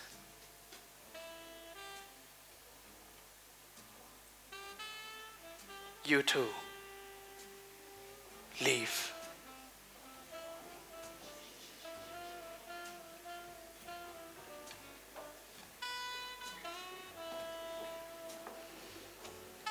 You see, old sport, I wanted nothing less of her than just for her to go to Tom and tell him that she never loved him. What? Yes. Just like that, 3 years would just disappear in an instant. But she doesn't understand, old sport. She used to be able to understand. We'd sit for hours. I wouldn't ask too much of her. You can't repeat the past. I can't repeat the past. No, you can't. Why, of course you can, old sport. Of course you can. I'll fix it. I'll fix everything. And it'll be just the way it was 5 years ago. We'd get married in Louisville from a house, and we'd have a wonderful life together.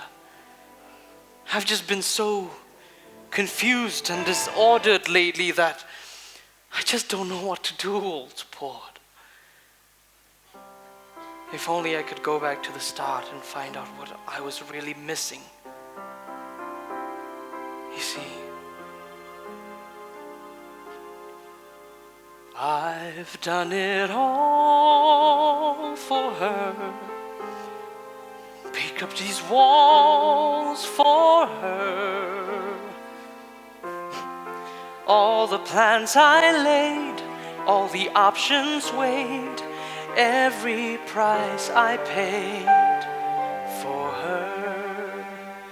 I went to war for her, braved foreign shore for her, bottled up the guilt, then they went full tilt, rivaled Vanderbilt for her.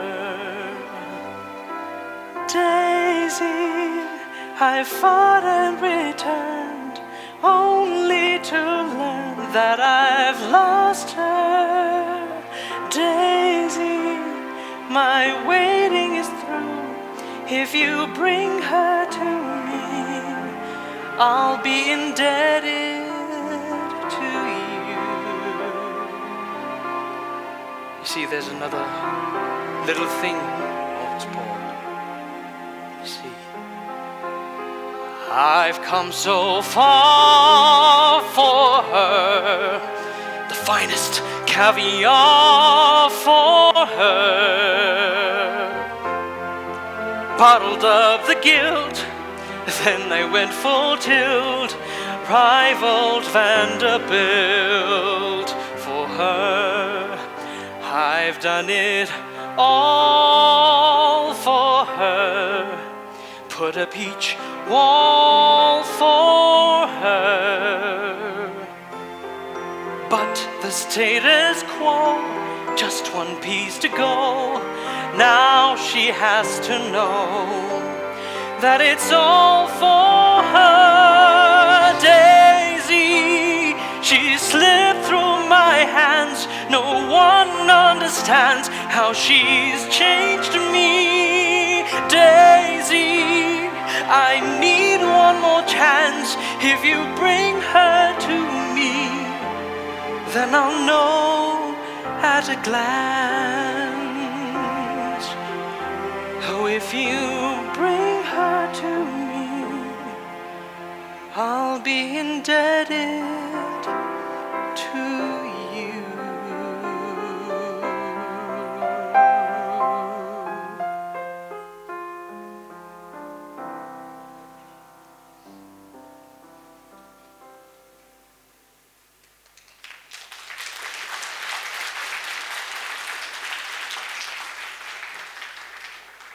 Let's go, old sport.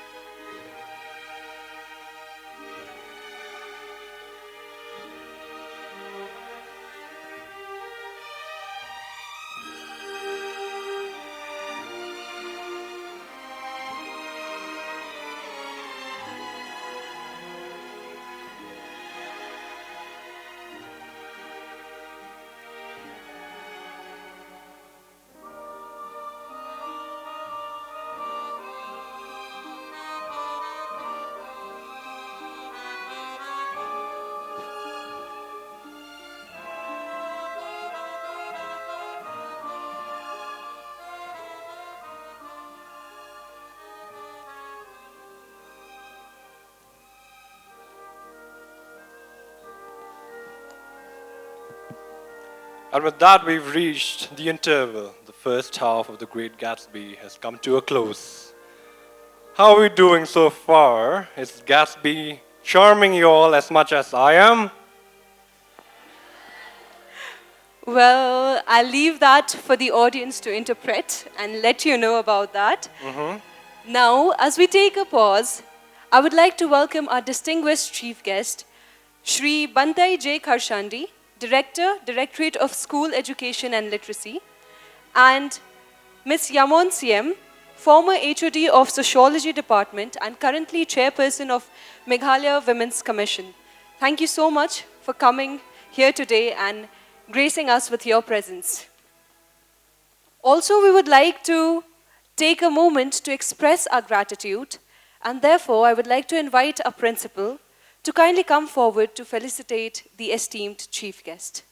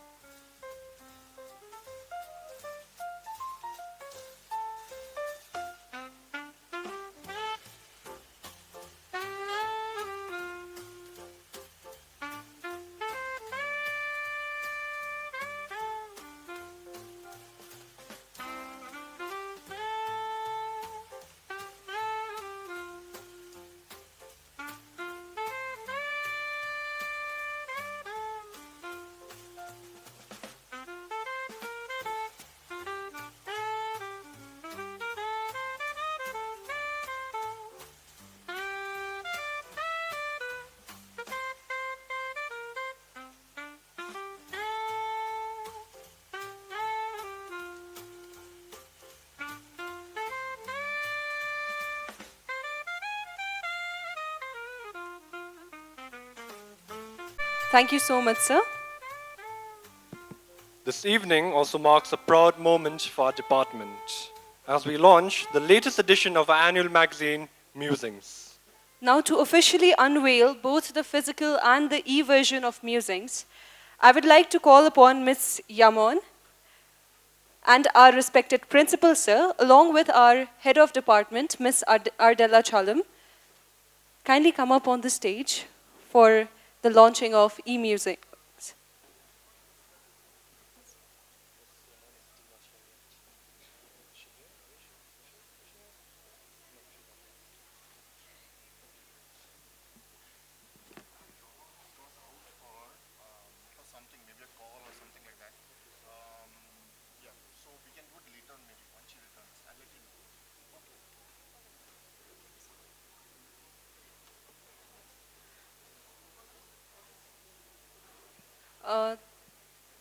Ms. Yamon is not present here right now. She's gone out for a bit.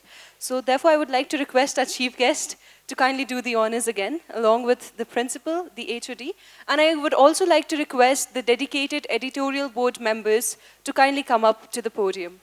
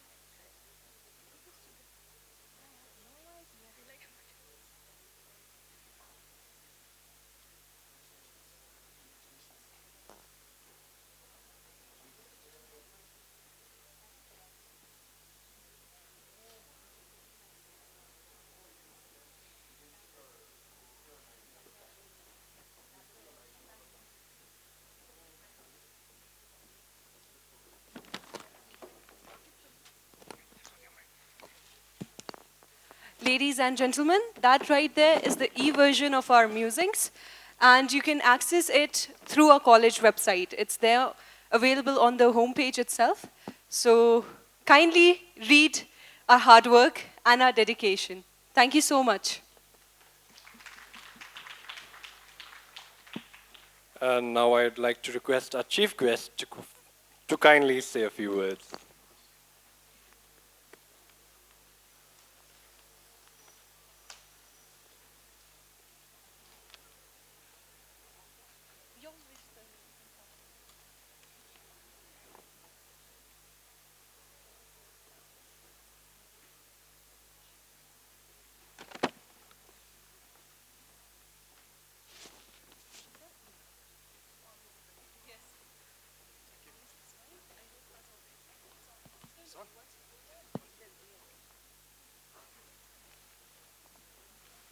A very good afternoon, one and all. And I'm very happy to be here in St. Edmund's College again. It's been a gap of almost 15 years. Because back then in 2007, I was a teacher here in this college in the Department of History. And I taught here for a little over 3.5 years. And towards the end of 2010, I left the college. And I was very happy that I got a call from one of the teachers of the Department of English, Sir Eric. So he called me last week. He invited me to be part of this very, very beautiful event. So with much excitement, I told him that definitely I'll be there. So I'm very happy that I'm here. And I'm very happy that the college, under the leadership of our new principal, Brother Sunil, thank you so much for inviting me to be part of this program. Madam Yamon, the chairperson of the Meghalaya State Commission for Women. Madam Adela, the head of Department English in St. Edmund's College, all the other teachers, students, and my dear friends, and of course other students also who have come from different colleges and schools across the city. It's really the first time, I'll be very honest with you, I've never seen this kind of an event. For me, it's the first time, the staging of the Great Gatsby and adaptation. All I can say is, because I'll not take much of your time, because I all know that you're eager to, to allow this interval to just get over so that you can get into the second part of this play. From my end, all I can say is that, as students, you're all young, intelligent minds, all right? You're the intellectuals of the future.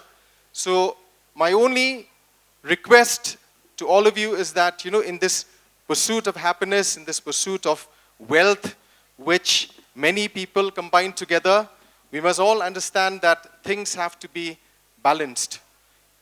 India, as a country, as we all know, now it is a land of opportunities. We've seen that over the years.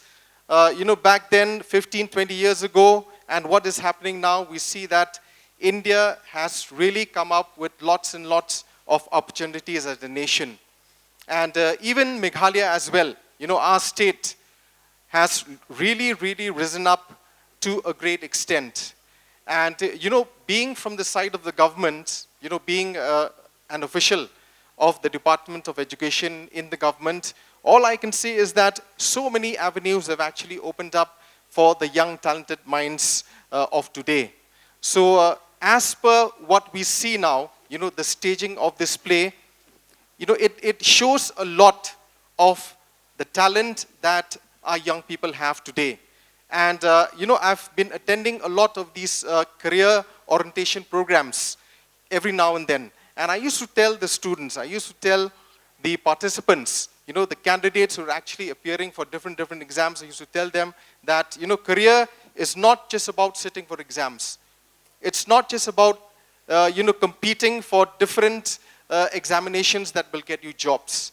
It's all about the satisfaction that you can get, while doing any work. And alongside with the satisfaction also, this satisfaction has to create a job that will enable you to have a decent standard of living. So with these words, I believe that, you're old enough, you're intelligent enough to understand that whatever you do in life, everything has to be balanced. We all look towards, getting a bright future, earning a decent amount of money so that we can live a comfortable life. But at the end of the day, the comfortable life has to go hand in hand with the happiness that you get out of whichever you do. So with these few words, thank you so much. Let's get on with the play. Thank you.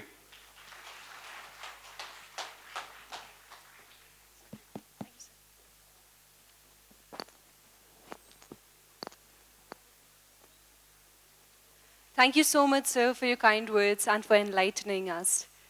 Well, all right, folks, I think that's been a long enough break. The second half is here, and Gatsby is waiting. Let us continue with the show.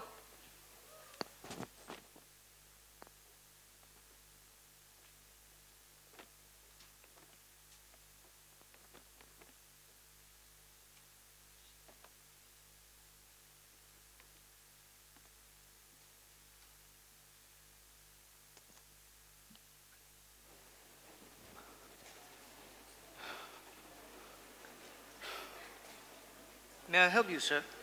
Is Mr. Gatsby sick? No. Sir, I hadn't seen him around.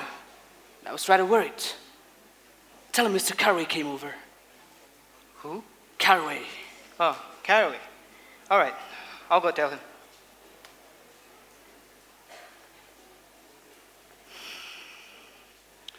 It was when curiosity about Gatsby was at its highest that the lights around his house failed to go on last Saturday night.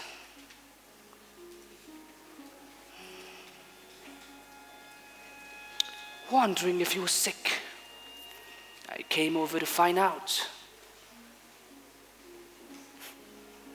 He had been gone for a while. And to be honest,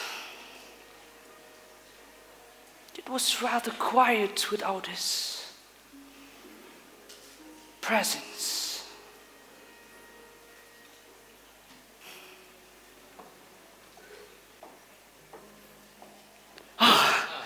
Going away? No, old sport. It's awfully quiet here. Did you fire all your servants? Yes. I wanted people who wouldn't gossip. Daisy comes over quite often, in the afternoons. I see. Well, how are things with Daisy? Nick, Daisy's invited us over to her place tomorrow for tea. Well, that's great. So I'll pick you up at 8 tomorrow? I think you should go without me. Without you? Are you sure, old sport? Ah, Miss Baker would be there. Oh no, I'll sleep on it, all right? All right. Nick, Daisy's ready. She's ready to tell Tom that she has never loved him. Please, Nick. Daisy needs you. No. I need you.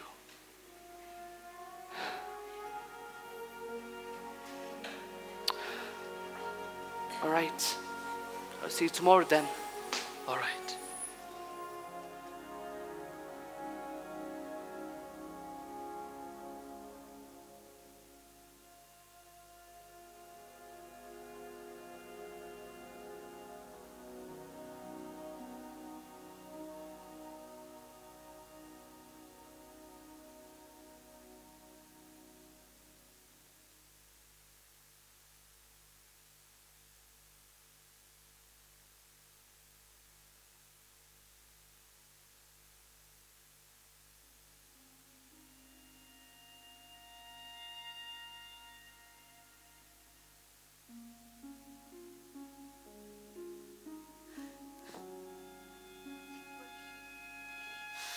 It besets my mind.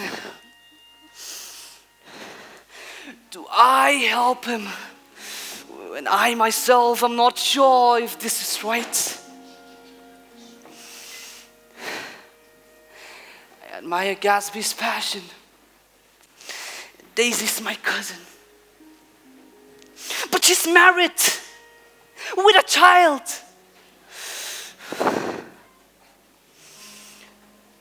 But then again, her husband has another woman. Perhaps I should help them. Perhaps it would be for the better. If only.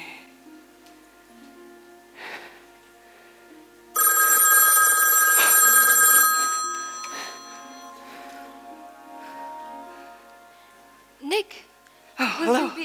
will you be coming over for lunch tomorrow? Oh, absolutely. I'm glad to hear that, Nicky. Sure I'll thing. be seeing you soon. Yes. Okay.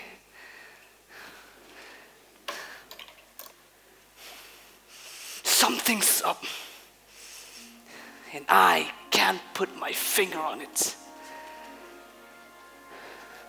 Let's see what fate has in store.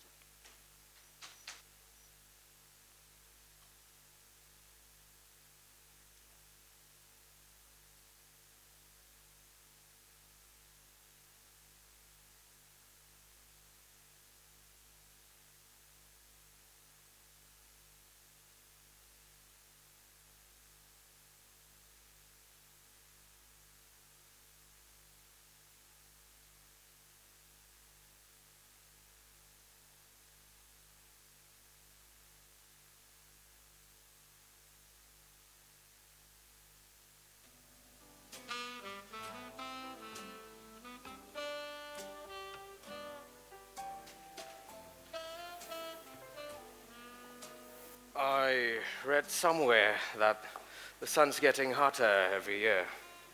It seems that very soon the Earth's gonna fall into the sun. Or, wait a minute. It's quite the opposite. Sun's getting colder every year. Well, I'd like you to have a look at the place. Hold on. You see that place over there? Yes. Cross? Well, that's mine, you see. Mr. Buchanan, I'm right across from you. A bit closer. It looks like we hate each other.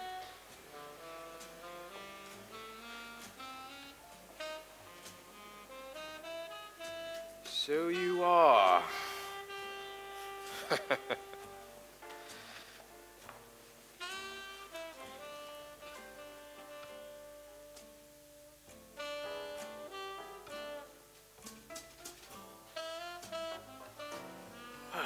I've got sport for you.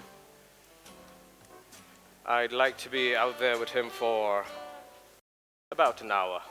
What will we do with ourselves this day and the day after that and the next 30 years? For a bit.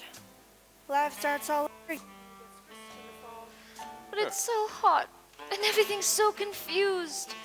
Why don't we go to town? Well, I've heard of making a garage out of a stable, but I'm the first man to make a stable out of a garage. Why don't we go to town? Anyone? Town? I need a cigarette.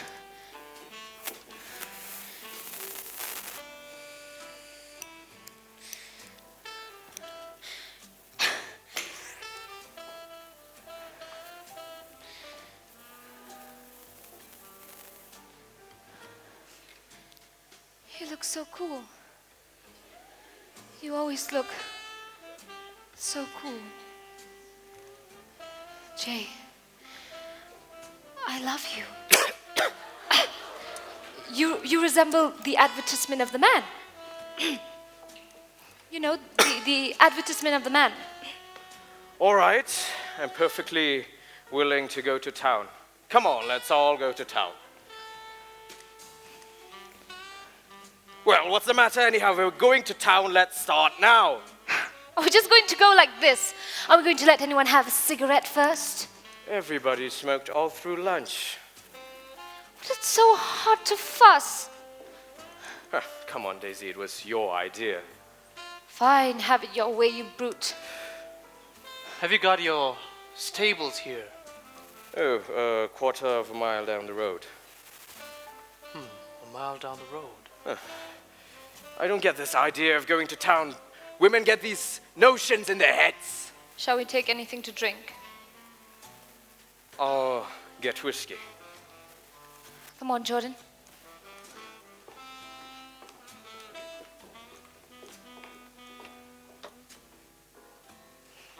Well, I can't say anything in this household sport.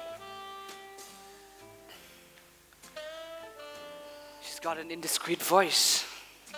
It's full of... Her voice is full of money. Well then, shall we all leave in my car then? I suppose I left it out in the shade. Well, is it standard shift? Of course it is, yes. I'll tell you what, Mr. Gatsby. You take my coupe to town and I'll take your car. I'm afraid there isn't much gas. I bet there's plenty of gas. And if we run out, we can always stop at a drugstore. You can get anything at a drugstore nowadays, haven't you heard? We're ready. Come on, Daisy. I'll take you in this circus wagon. You take Nick and Jordan. We'll follow you in the coupe.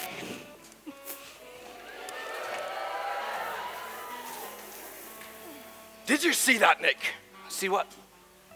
You think I'm dumb, don't you? Perhaps I am, but I have a almost second sight that tells me what to do. But science.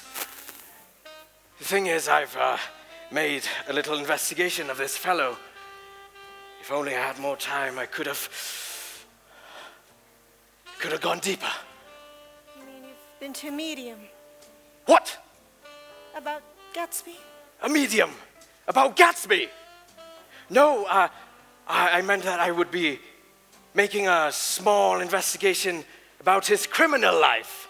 And you found out he was an Oxford man. Like hell he is, Oxford man. He wears a goddamn pink suit. Nevertheless, he's an Oxford man. Oxford, New Mexico. Tom, if you're such a snob, why did you invite him to lunch? Well, it was Daisy who invited him. They knew each other since before we were married. God knows where!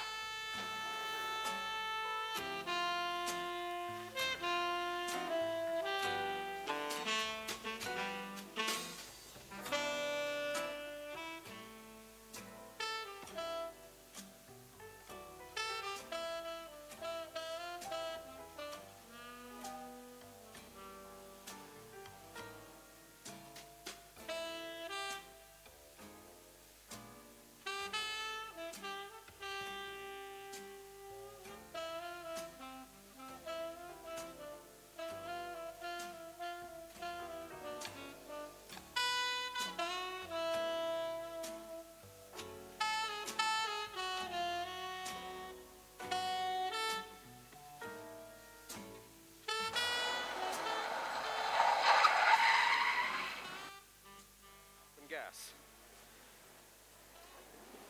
Well, what do you think we stopped for to admire the view? I'm sick. I've been sick all day. Well, what's the matter? I'm all run down. Huh.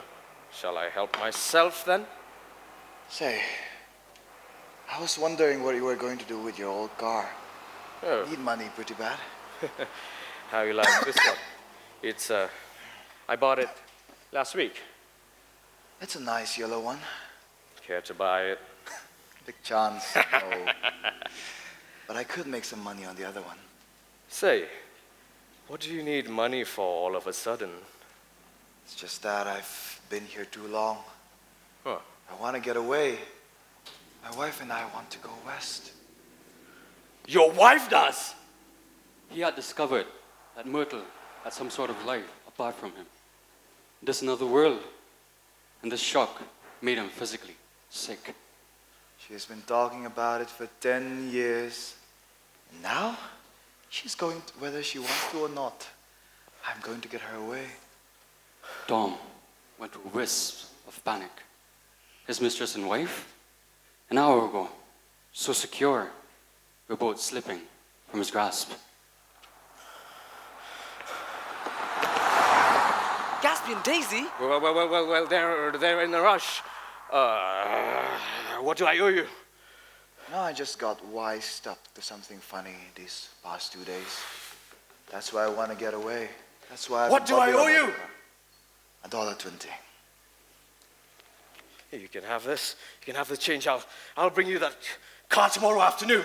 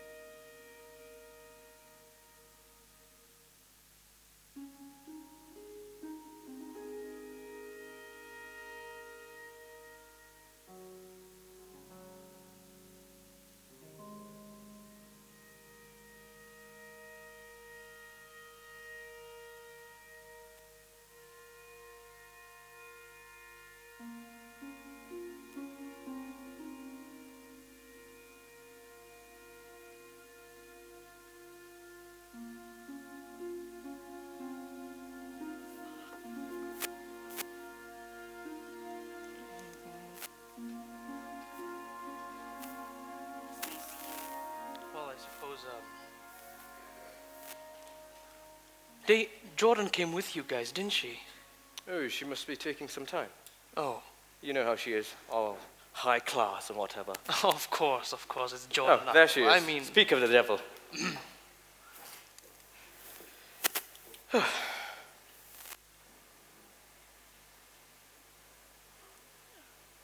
a swell suite. Open another window, will you? There aren't any more. Well, we better telephone for an axe then. The thing to do is to stop crabbing about the heat. You make it 10 times worse by rattling about it. why not just leave her alone, old Paul? It was your idea to come to town in the first place. Why, that's a pretty little expression of yours, isn't it? I'm afraid I don't know what you're talking about. Now see here, What Tom. is? If you're going to be making any personal remarks, I won't stay here any minute. Now telephone for some ice for the mint julep. Huh. I shouldn't marry anybody in this heat. I was married in June. Louisville, in June. Can you imagine that? Somebody even fainted at our wedding. Who was it that fainted, Tom? Man named Biloxi. Biloxi. And he made boxes, that's a fact. And he was from Biloxi, Tennessee.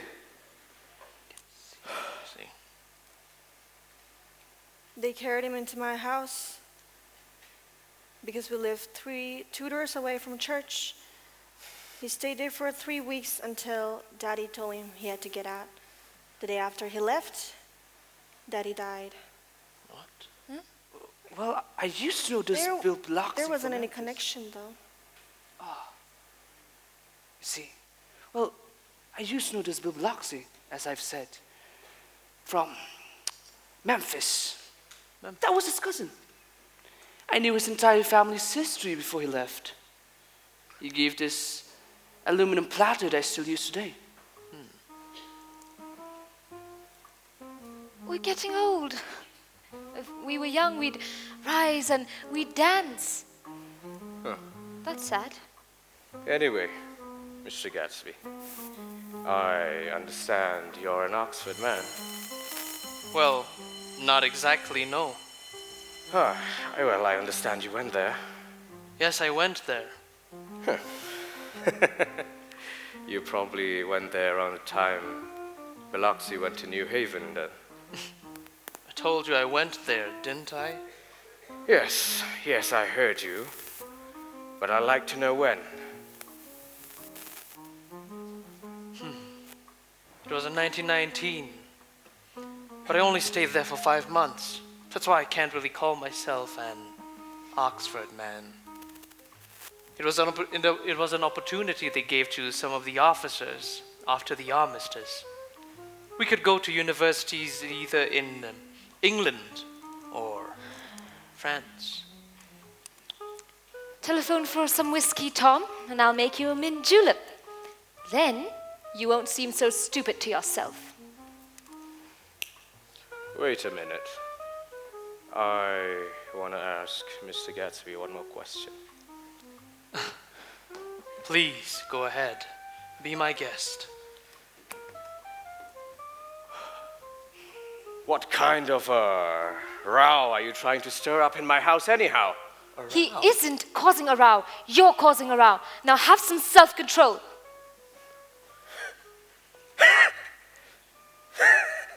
Self-control. Self-control. Well, I suppose the latest thing to do is let Mr. Nobody from Nowhere make love to your wife. Oh my God. Well, if that's the idea, you can count me out.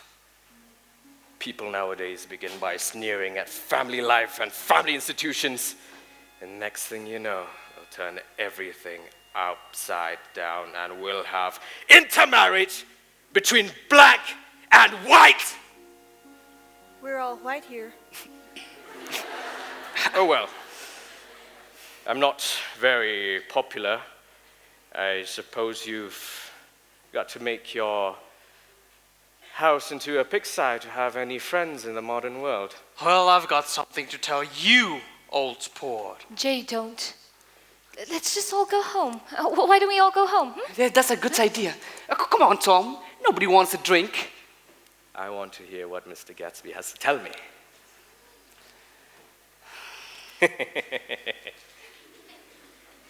Well, I suppose I should start with... Your wife doesn't love you. Jay. She's never loved anyone but me. You must be crazy! No, she never loved you. She never loved you, do you hear? She only married you because I was poor, but it was a terrible, terrible mistake. But in her heart, she knew she only loved me. But she does know. She does.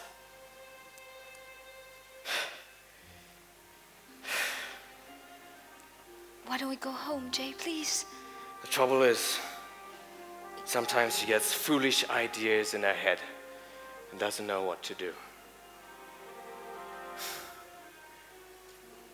What's more is I make a fool of myself. I go on little sprees, but I always come back. I always do. And in my heart, she loves me. You're revolting. Do you know why we left Chicago? I'm surprised you didn't treat them to the story of that little spree. Well, Daisy, it's all right. It'll all be over now. Just tell him the truth, Daisy. Tell him that you never loved him. How could I love him, possibly? You never did. Yeah. I never loved Tom. Not at Capulani. No. Not that day at the punch bowl when I carried you down to keep your shoes dry. No. Daisy. Stop it, Tom. I said it, Jay. You want too much. I love you now, isn't that enough? I can't help what's past. Yes, I did love Tom, but I loved you too. Even that's a lie. You loved me. Even that's a lie. As if that ever mattered to you. Of course it does. I'm gonna take better care of you. You're not going to take care of her. And why? I'm not. Why? She's leaving you. Nonsense! I am leaving you. Tell him. She's not leaving me. At least not for a common swindler like you would have to steal the ring he put on her finger. I won't stand this. I want to go home.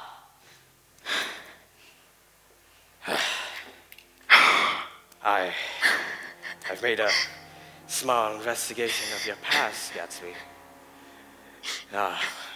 Continue it further tomorrow. Well, you can suit yourself on that, old sport. Well,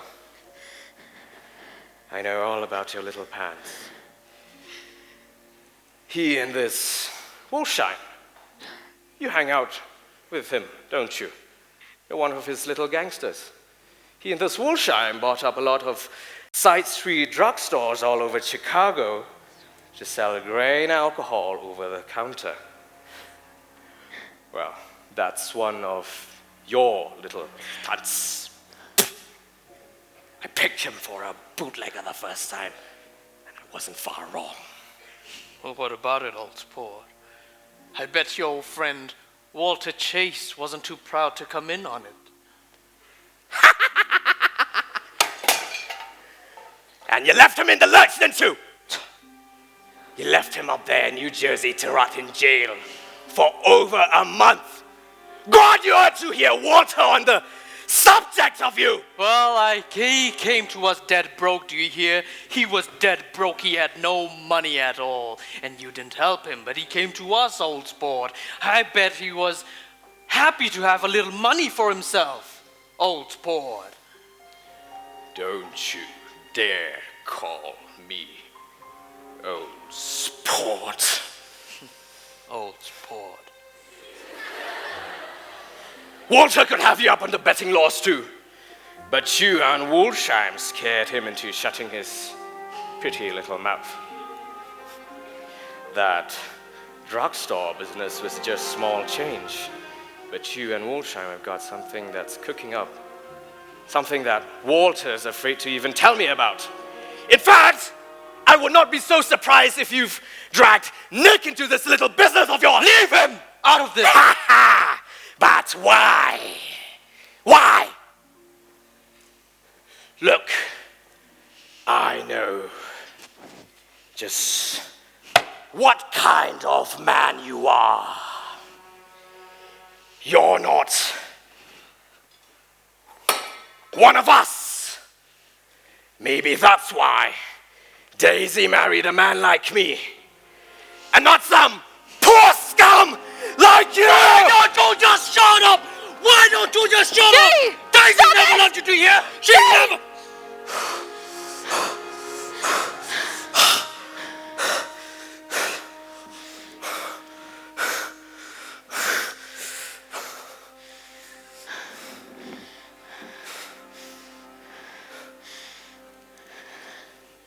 I'm afraid I lost my composure.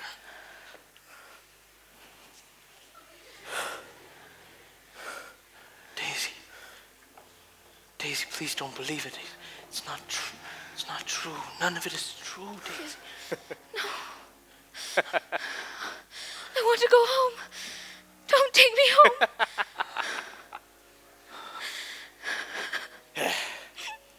You two, go on. Go on in Mr. Gatsby's car. I'm sure he won't trouble you anymore. I assume he understands that his presumptuous little flirtation is over now. Daisy.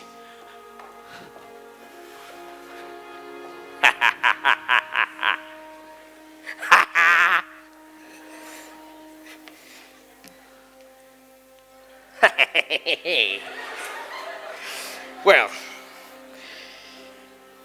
Want some of this? Jordan. Nick! Nick! What? Want some of this? Oh, no. I just remembered that today's my birthday. Oh, well. Happy birthday, old sport.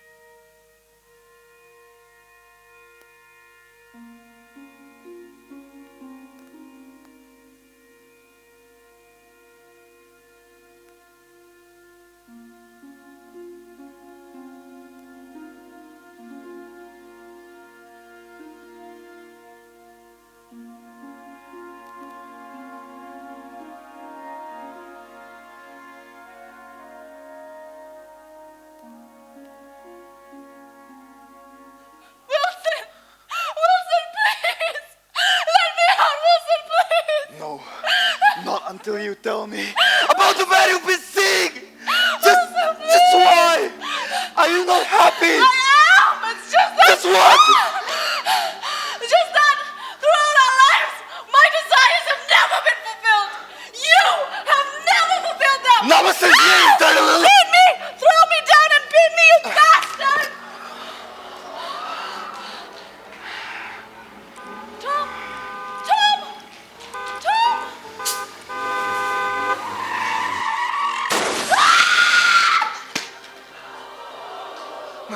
Myrtle?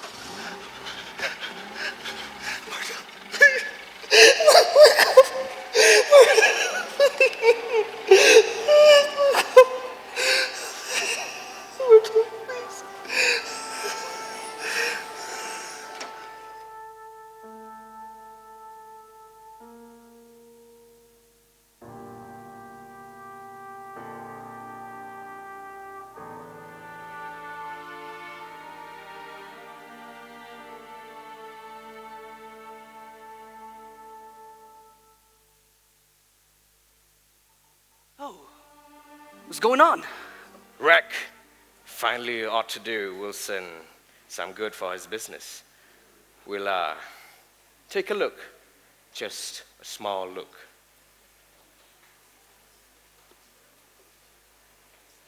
There's some bad trouble here. Oh my God, oh my God. M-A-V-O. No, it's art. M-A-V-R-O. Hey! R-O-G. Listen to me! Listen to me! What you want, fella? What the hell happened? That's what I want to know. Auto hit her, instantly killed. Instantly killed. She ran out in the road. That bastard didn't even stop his car. There was two cars. One coming and one going. See? Going where? One going each way. Well, she ran out there, and the one coming from New York knocked right into her, going 30 or 40 miles an hour. What's the name of this place here? Hasn't got any name, but it was a yellow car, a big yellow car, a new one. See the accident? Yes, the car passed me down the road, going faster, going 40 and going 50 and 60. Come here and let's have your name. You don't have to tell me what kind of car it was. I know what kind of car it was. Pull yourself I together, know. Wilson. Pull yourself together. Have a seat. I just came back from New York. Did you hear me? I was bringing you that car we were talking about yesterday. That yellow car you saw. It wasn't mine, do you hear? It wasn't mine. What's all that? I'm a friend of his. He says he knows the yellow car that did it. And what color's your car? Blue coupe. Oh, we've come straight from New York. Yeah, I saw them. They were right behind me. Okay, Blue. Leave us alone, won't you? Who owns the yellow car? Gatsby. J. Gatsby. He's a crook, George! He's that guy who throws all those lavish parties the newspapers are always talking about. Maybe he was the one that was fooling around with Myrtle. Maybe that's why he killed her. Maybe. A guy like that, who knows? You didn't have to kill her. Gatsby, something ought to be done about a fella like that. He'll pay. Oh, he'll pay! Ah!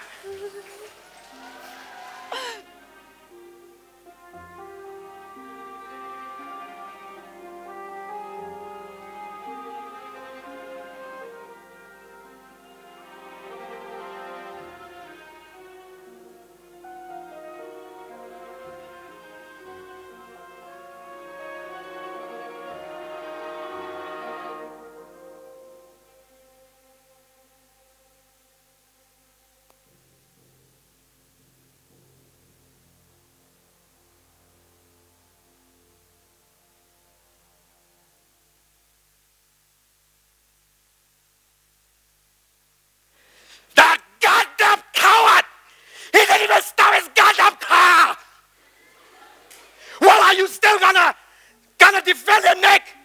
Are you still gonna defend him after all he's done? Are you, Nick?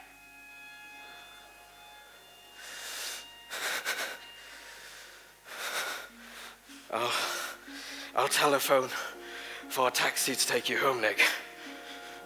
In the meantime, while you and Jordan are waiting, you can come in for some supper. Come in. No, thanks. I'll be waiting outside. What the hell is wrong with you, Nick?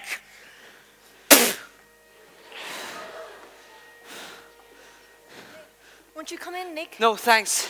It's only half No! past 9. I'm done with all of you.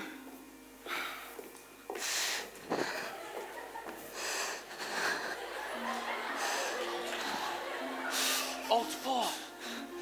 Here. What are you doing? Well, I'm just standing here. Yes, I can see that. Yes.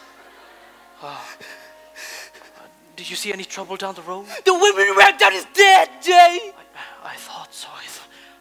I told Daisy I thought so, and Daisy, do you hear yourself? How could you do that? What is wrong with you? You're a dead It's okay. Keep your voice down. I understand. There was no point. She was instantly. No point. What about the women you killed? I know. I understand. She ran out at us, and as if she was trying to talk to us, and when I couldn't even. I really couldn't do anything, Nick. Jay, it ripped her open out. I there. know. I understand, old sport. I understand. It's my fault. It's all my fault. You see, this woman. We were driving, and this woman just ran out at us. She was trying to tell us something, and then Daisy, she just. Did she? Daisy?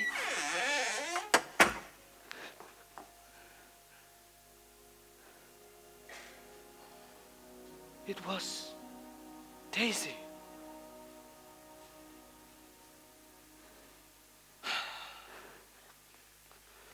See, after we left New York, Daisy was too stressed. She couldn't control herself, and she thought that driving would steady her. But this woman, she just rushed out at us as if she was trying to tell us something, and Daisy, she just...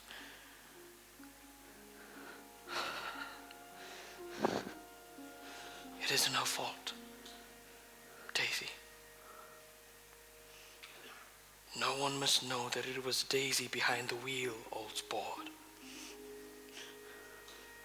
Promise me. You should go. You should go home and get some rest.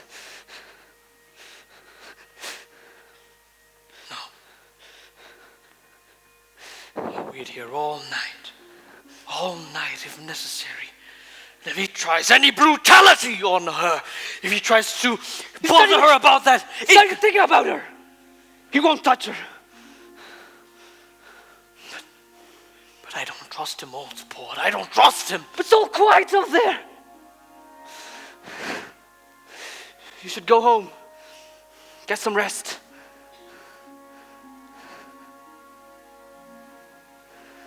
No. I'll wait right here.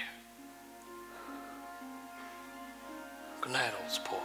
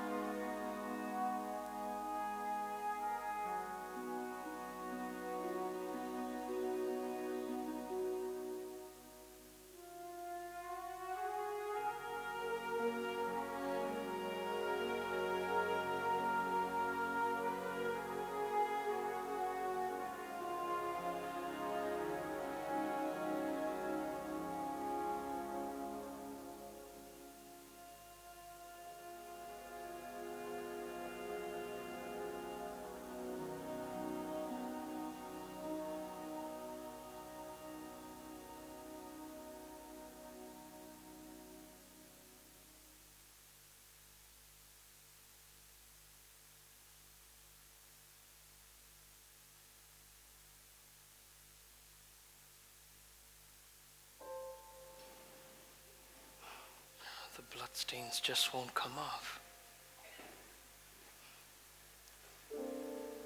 Oh, hey, old sport. I waited all night, and well, nothing happened. She came to her window, turned off her lights. Well, didn't even see her properly. You ought to get away. It's pretty certain they trace your car. Go away now, old sport. Go to Atlantic City for a week. Or up to Montreal. Well, I couldn't possibly do that.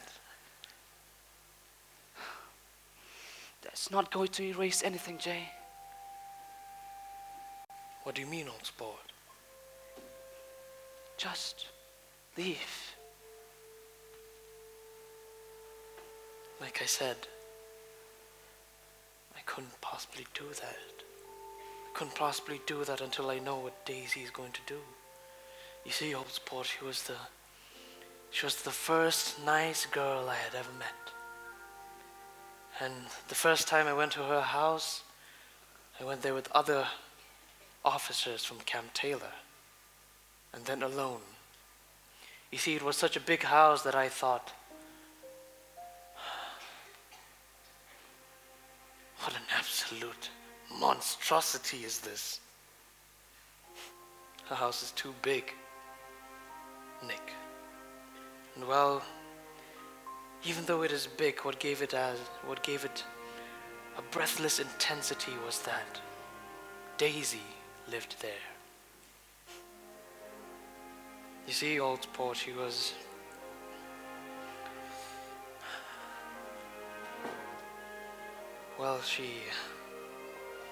had already been locked by many men, and well, that excited me.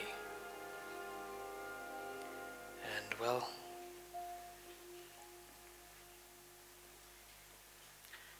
you see, it was by a colossal accident, old sport, that I was there, at her place. You see, I was just a penniless young man without a past. Nothing could change that. Not at that moment, at least. And well, you see, I knew just how extraordinary a nice girl could be. But I just didn't know how extraordinary Daisy could be. Well, she vanished into her life, her rich, full life, leaving me nothing.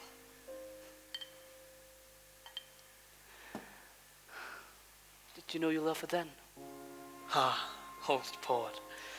If you only knew how happy I was to find out that I loved her.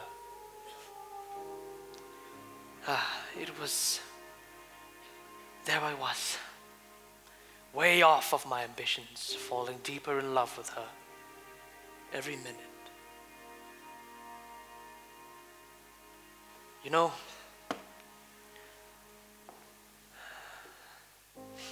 I don't think she ever loved him, old port.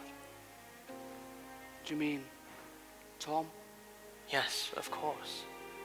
And of course she might have loved him when they were first married, but she loved me even more then, do you see? In any case, it's just personal.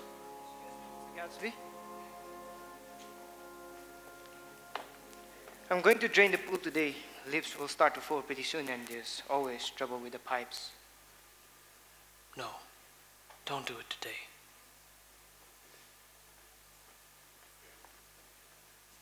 Old port, I've not used this pool all summer. Wish I could do that today.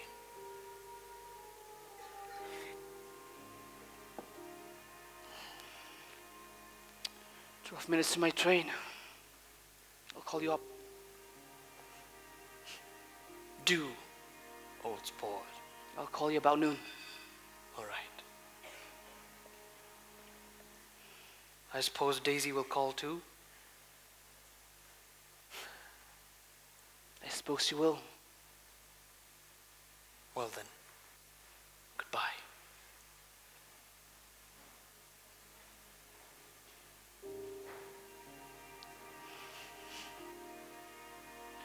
Oh, and one more thing. They're a rotten crowd, and you're worth the whole damn bunch put together. Goodbye, Jay.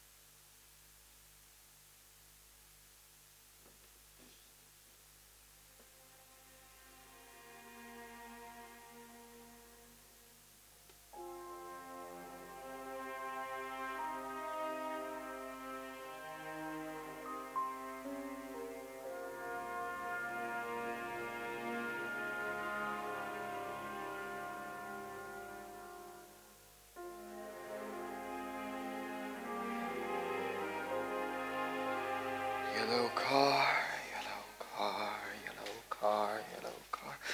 I have a way of finding out who the yellow car belonged to. A few months ago, my wife had come back from the city with her face bruised and nose swollen.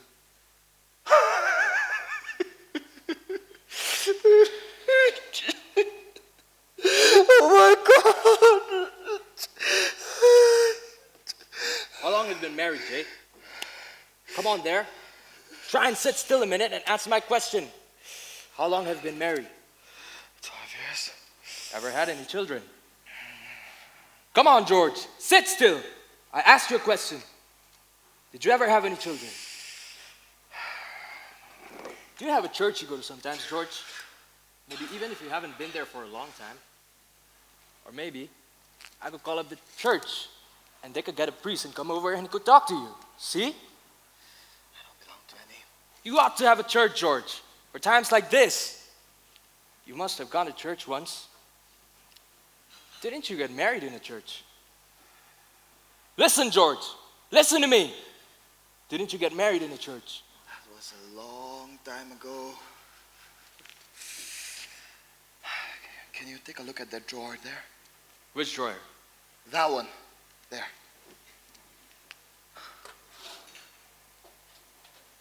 Found it yesterday afternoon. She tried to tell me about it, but I knew it was something funny. You mean your wife bought it? She had it wrapped in tissue paper on her bureau.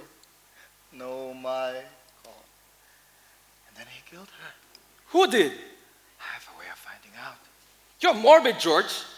This has been a strain to you, and you don't know what you're saying. You better try and sit quiet till morning. Oh, he murdered her. It was an accident, George. No. I know. I'm one of those trusting fellas, and I don't think no harm to nobody. But when I know a thing, I know it. There was the man in that car. She tried to speak to him, and he wouldn't stop. How could she have been like that?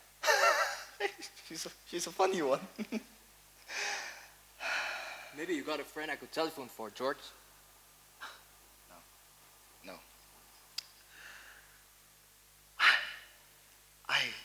I spoke to her, you know. I took her to the window and I said, God sees everything.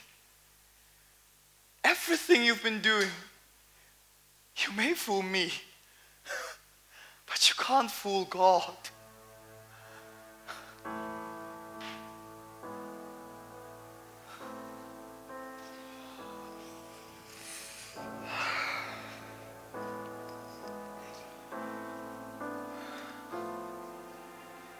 You've got the eyes of God. Tell me, what do you see? They want me to come in while the killer roams free. You've got the eyes of God. We know who drove away. There must be some justice. Someone has to pay. God sees everything but slow on his command. You've got the eyes of God. Who's gonna be his head?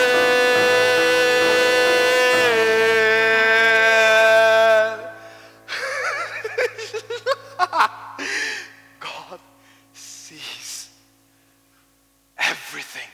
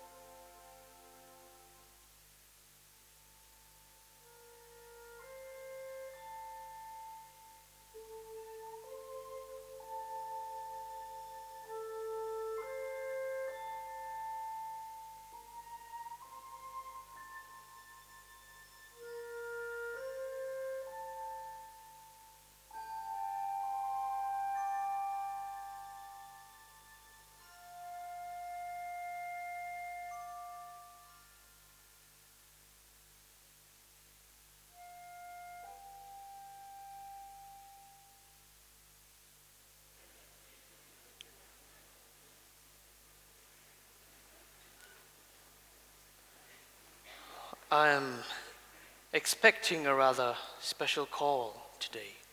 Then I'll be sure to bring the phone over to you, Mr. Gatsby. Thank you.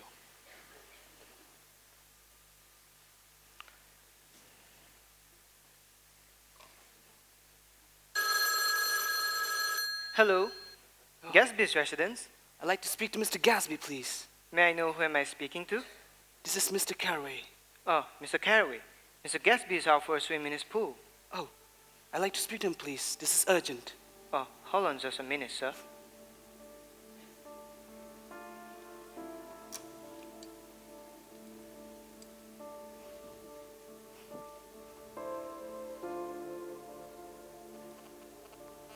Mr. Gatsby, I think you'll be pleased to take this call. Please bring the phone over to me. That must be Day. Day. See. Hello? Hello? Is everything all right? Hello? What is happening there? Hello?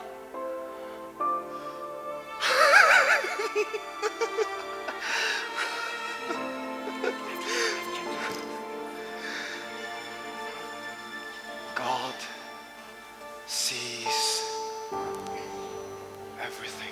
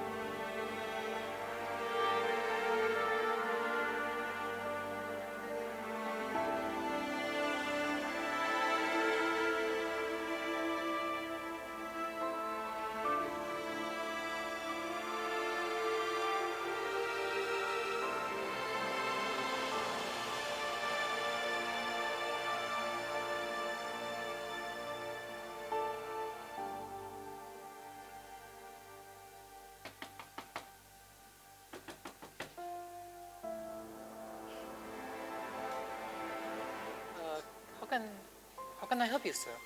Is Mrs. Buchanan home? I'm Nick Caraway, her cousin. I need to speak to her. I'm sorry, Mr. Kawe. They've already left. Left? Well, that can't be. I'm sure she'd want to know about it. Can you just let her know? I'm sorry, Mr. Kawe, that it's not possible. Just tell me what they are so I can at least write to her. I'm sorry, Mr. Kawe. I've no further information for you. Well, have they left an address? No address either. Just tell me when they'll come back. I can't do that, sir. Okay.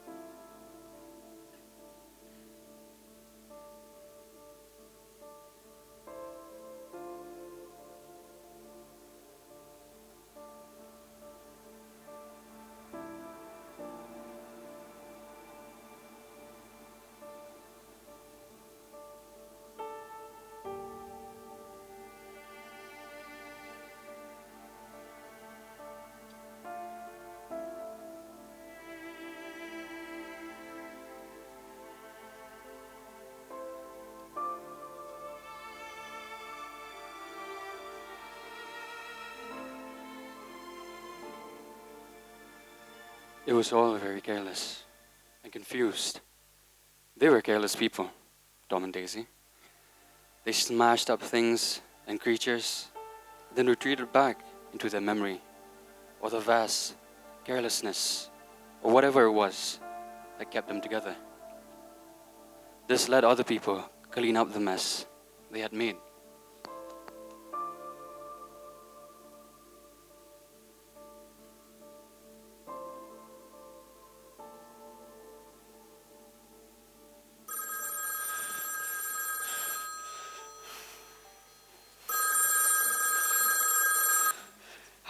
Hello? Is this Mr. Wolfsheim's office? Yes, it is. Who is this? It's Mr. Carraway. I need to speak to Mr. Wolfsheim, please. I'm sorry, sir, but he's not available at the moment. Well, I'm calling about Gatsby. Oh. Hello, Mr. Carraway. I heard about him. I'm terribly sorry. The funeral's tomorrow. You were his closest friend, so I know you'll want to come. I would like to come. Well, come then. I can't do it. I can't get mixed up in it. There's nothing to get mixed up in. It's all over now. When a man gets killed, I never like to get mixed up in it anyway.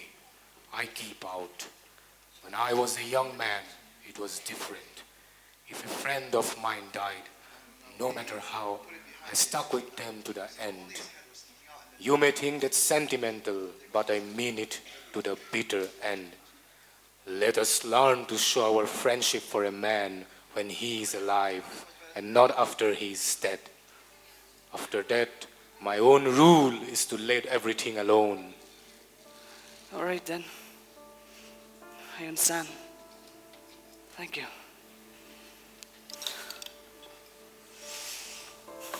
To the bitter end. Let everything alone.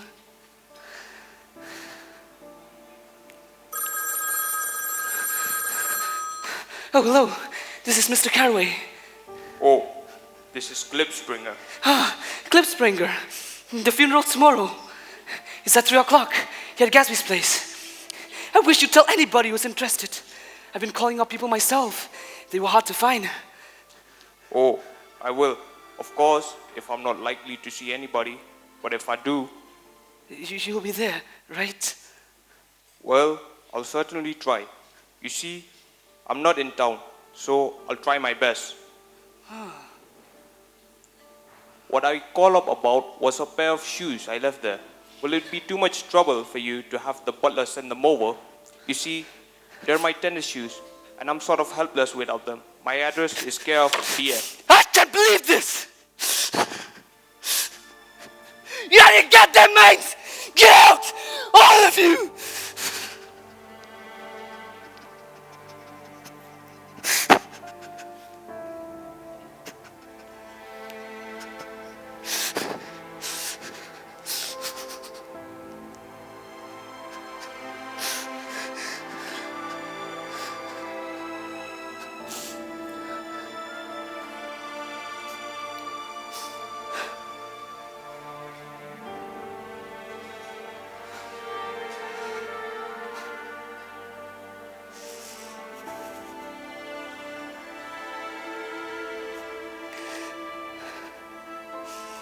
Truly are worth the whole damn bunch put together. Goodbye, old sport.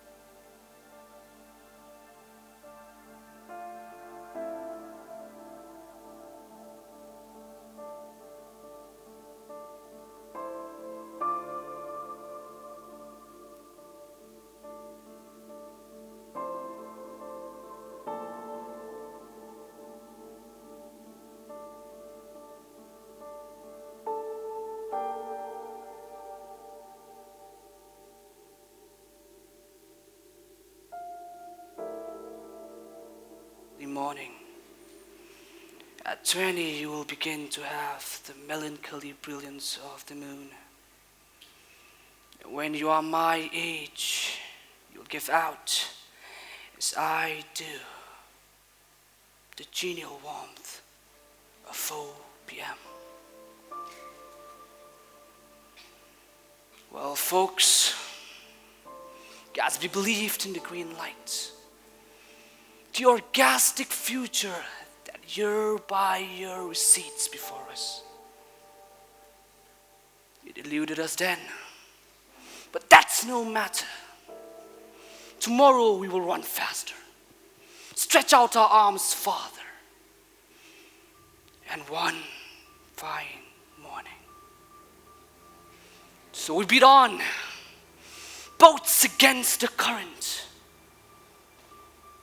borne back ceaselessly into the past.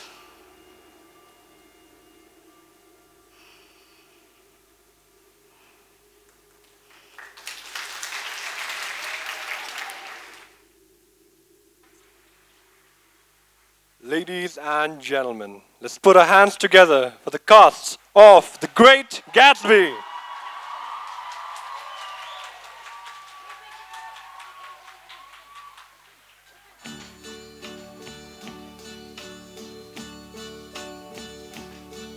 And now the end is near, and so I face the final curtain.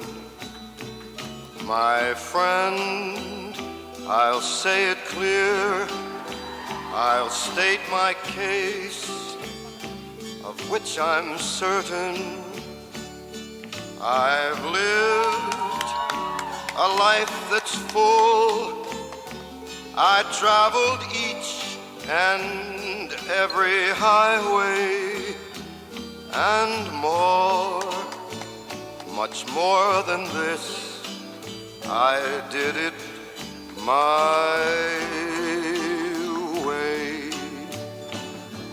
Regrets, I've had a few, but then again, too few to mention. I did what I had to do, and saw it through without exemption. I planned each charted course, each careful step along the byway, and more, much more than this, I did it my way. Yes, there were times, I'm sure you knew, when I bit off more than I could chew. But through it all, when there was doubt, I ate it up and spit it out. I faced it all, and I stood tall and did it my way. I've loved, I've laughed and cried, I've had my fill, my share of losing, and now, as tears subside, I find it all so amusing to think I did all that, and may I say, not in a shy way. Oh no, not me. I did it my way. For what is a man? What has he got? If not himself, then he has not to say the things he truly feels, and not the words of one who kneels. The record shows I took the blows and did it my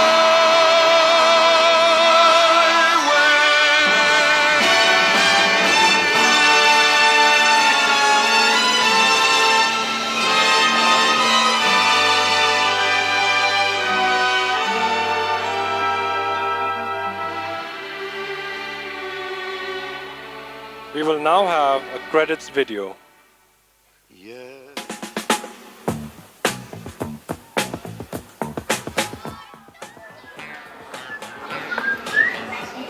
Hey! This should be your job. Sorry.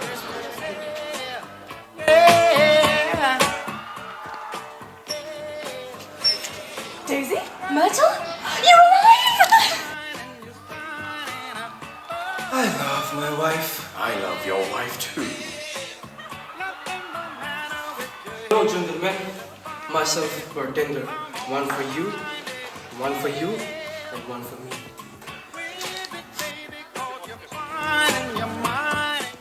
Hey, you love shine, right? So?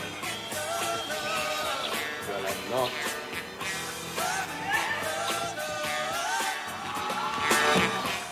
You know what? I sold like 100 bouquet of red roses yesterday, Afi. No, that's not me. That's my friend. So, Gatsby has Daisy, Thomas Murdoch, and, well, I...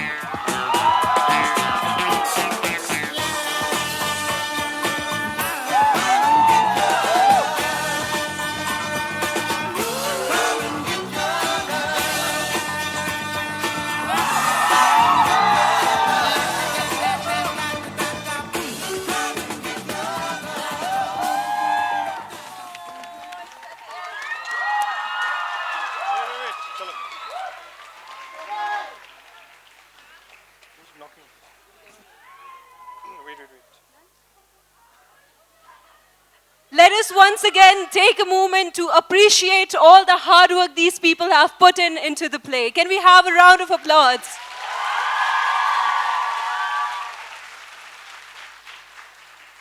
Can we have a resounding round of applause for the entire team behind The Great Gatsby for their tireless preparation, dedication, and the passion they've poured into bringing the story to life on stage? Can we have a louder round of applause? Now I would once again like to invite our principal to kindly felicitate Miss Yamon CM.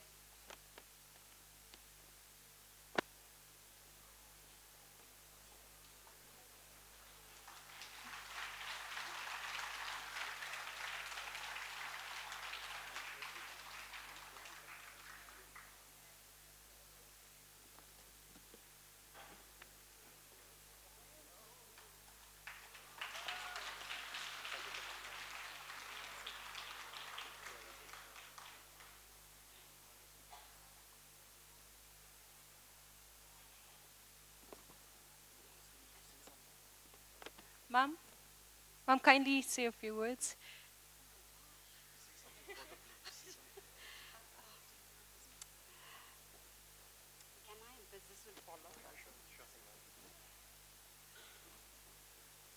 Can we have the lights on? I feel as though I'm peering to the dark. Can we? The lights on? At least let me know that I'm not speaking to the dark over here. Somebody? Can you please dim the lights a little? No, I mean, I'd like to see the audience, if you don't mind. Audience, can you interact with her a little? Round of applause, everybody, please.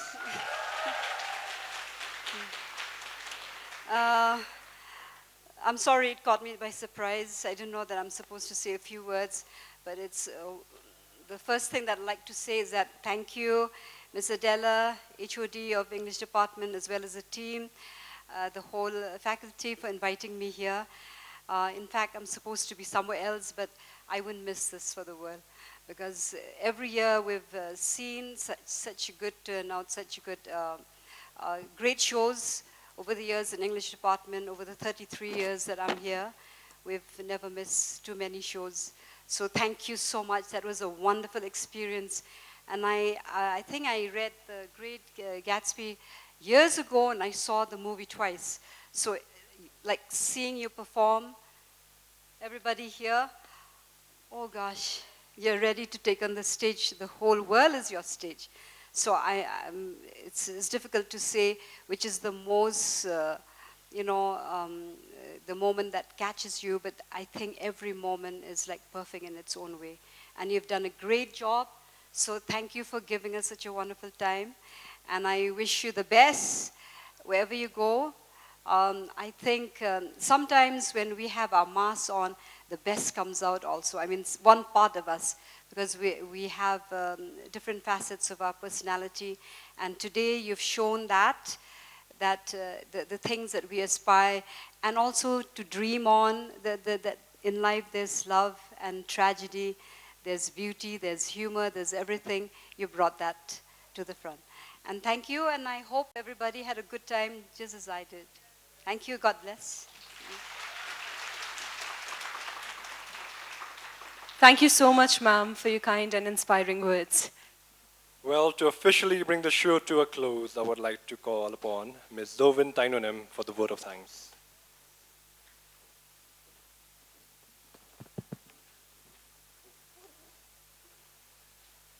Once again, my warmest greetings to one and all present here.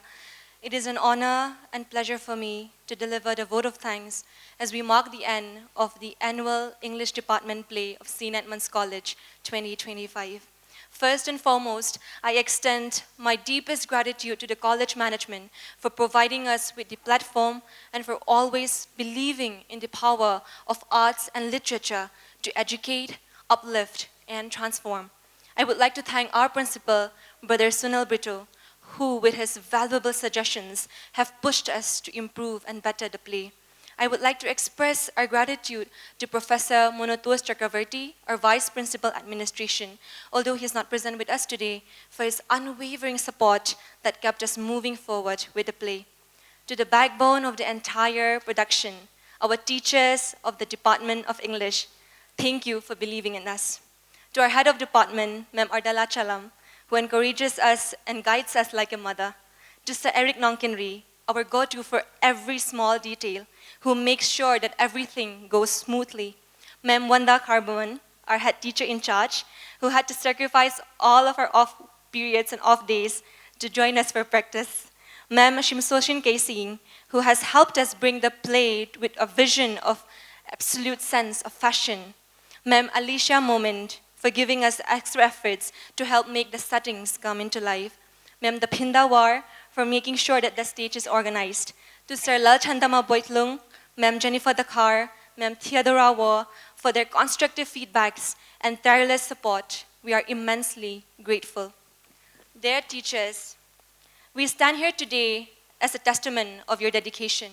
Your guidance and encouragement have made this production not only possible, but meaningful. Your trust has been the backbone of our efforts, and we are truly, truly grateful. I would also like to extend our sincere appreciation to the various committees involved in the planning, organizing, and execution of today's event. The choir, the dancers, costumes, props, stage management, makeup, food and hospitality, Sound, lights, LED, media, and cast. Each one played a crucial role in bringing this play to life. To all the committee heads and all the committee members, thank you. Your hard work, dedication, your spirit of teamwork, be it on stage or off stage, was what brought the play together, and we couldn't have asked for a better team. I would like to extend my heartfelt gratitude to my co-director and main actor of the play as well, Ruben Mewanshua Hadam. His passion and commitment to the play was what pushed each one of us to do better and give our best. A special word of thanks to our sound engineers and light engineers, Bakbari and team, for creating an atmosphere that enhanced every emotion and scene. Your technical artistry often goes unseen, but it is always deeply felt. To Badri Bhaiya, thank you for your constant behind-the-scenes help and support. Your quiet contributions make the loudest difference. To Asid Bhaiya and his team for the important additions to the stage, curtains, stage extensions, and the backdrops as well. I would also like to thank our hosts for the event, Joel, Dasman Nongrum, and Sanjana Rani, for keeping us engaged throughout the play. To our parents and well-wishers, what we have just witnessed is a reflection of your support. Your encouragement and presence mean everything to us. Thank you for always standing by us and cheering us on. Finally, to everyone present here today, thank you for your time, your applause, and your energy. You are the reason we do what we do. And to my core team, Ruben Mewanshua Hadem, Amiu Toshan Lingdo, Sanjana Rani, Wande Por Khongter, Charnia Jerlin BP, and Abigail Misao, I couldn't have asked for a better team. I'm forever indebted to each one of you. Above all, I thank God for answering our prayers and guiding us thus far. Through all the hiccups and inconveniences, He has indeed paved a way for us to deliver the best. As we move on from here, we hope that the spirit of art, of stage performances, and of teamwork linger in our minds with gratitude and appreciation in our hearts. Thank you all so very much. Well, she thanked everyone but herself, and I would like to thank her for leading this play, for being there every time we needed her, or for being there when nobody was present. Can we have a big round of applause for Ms. Zovin Tainunem?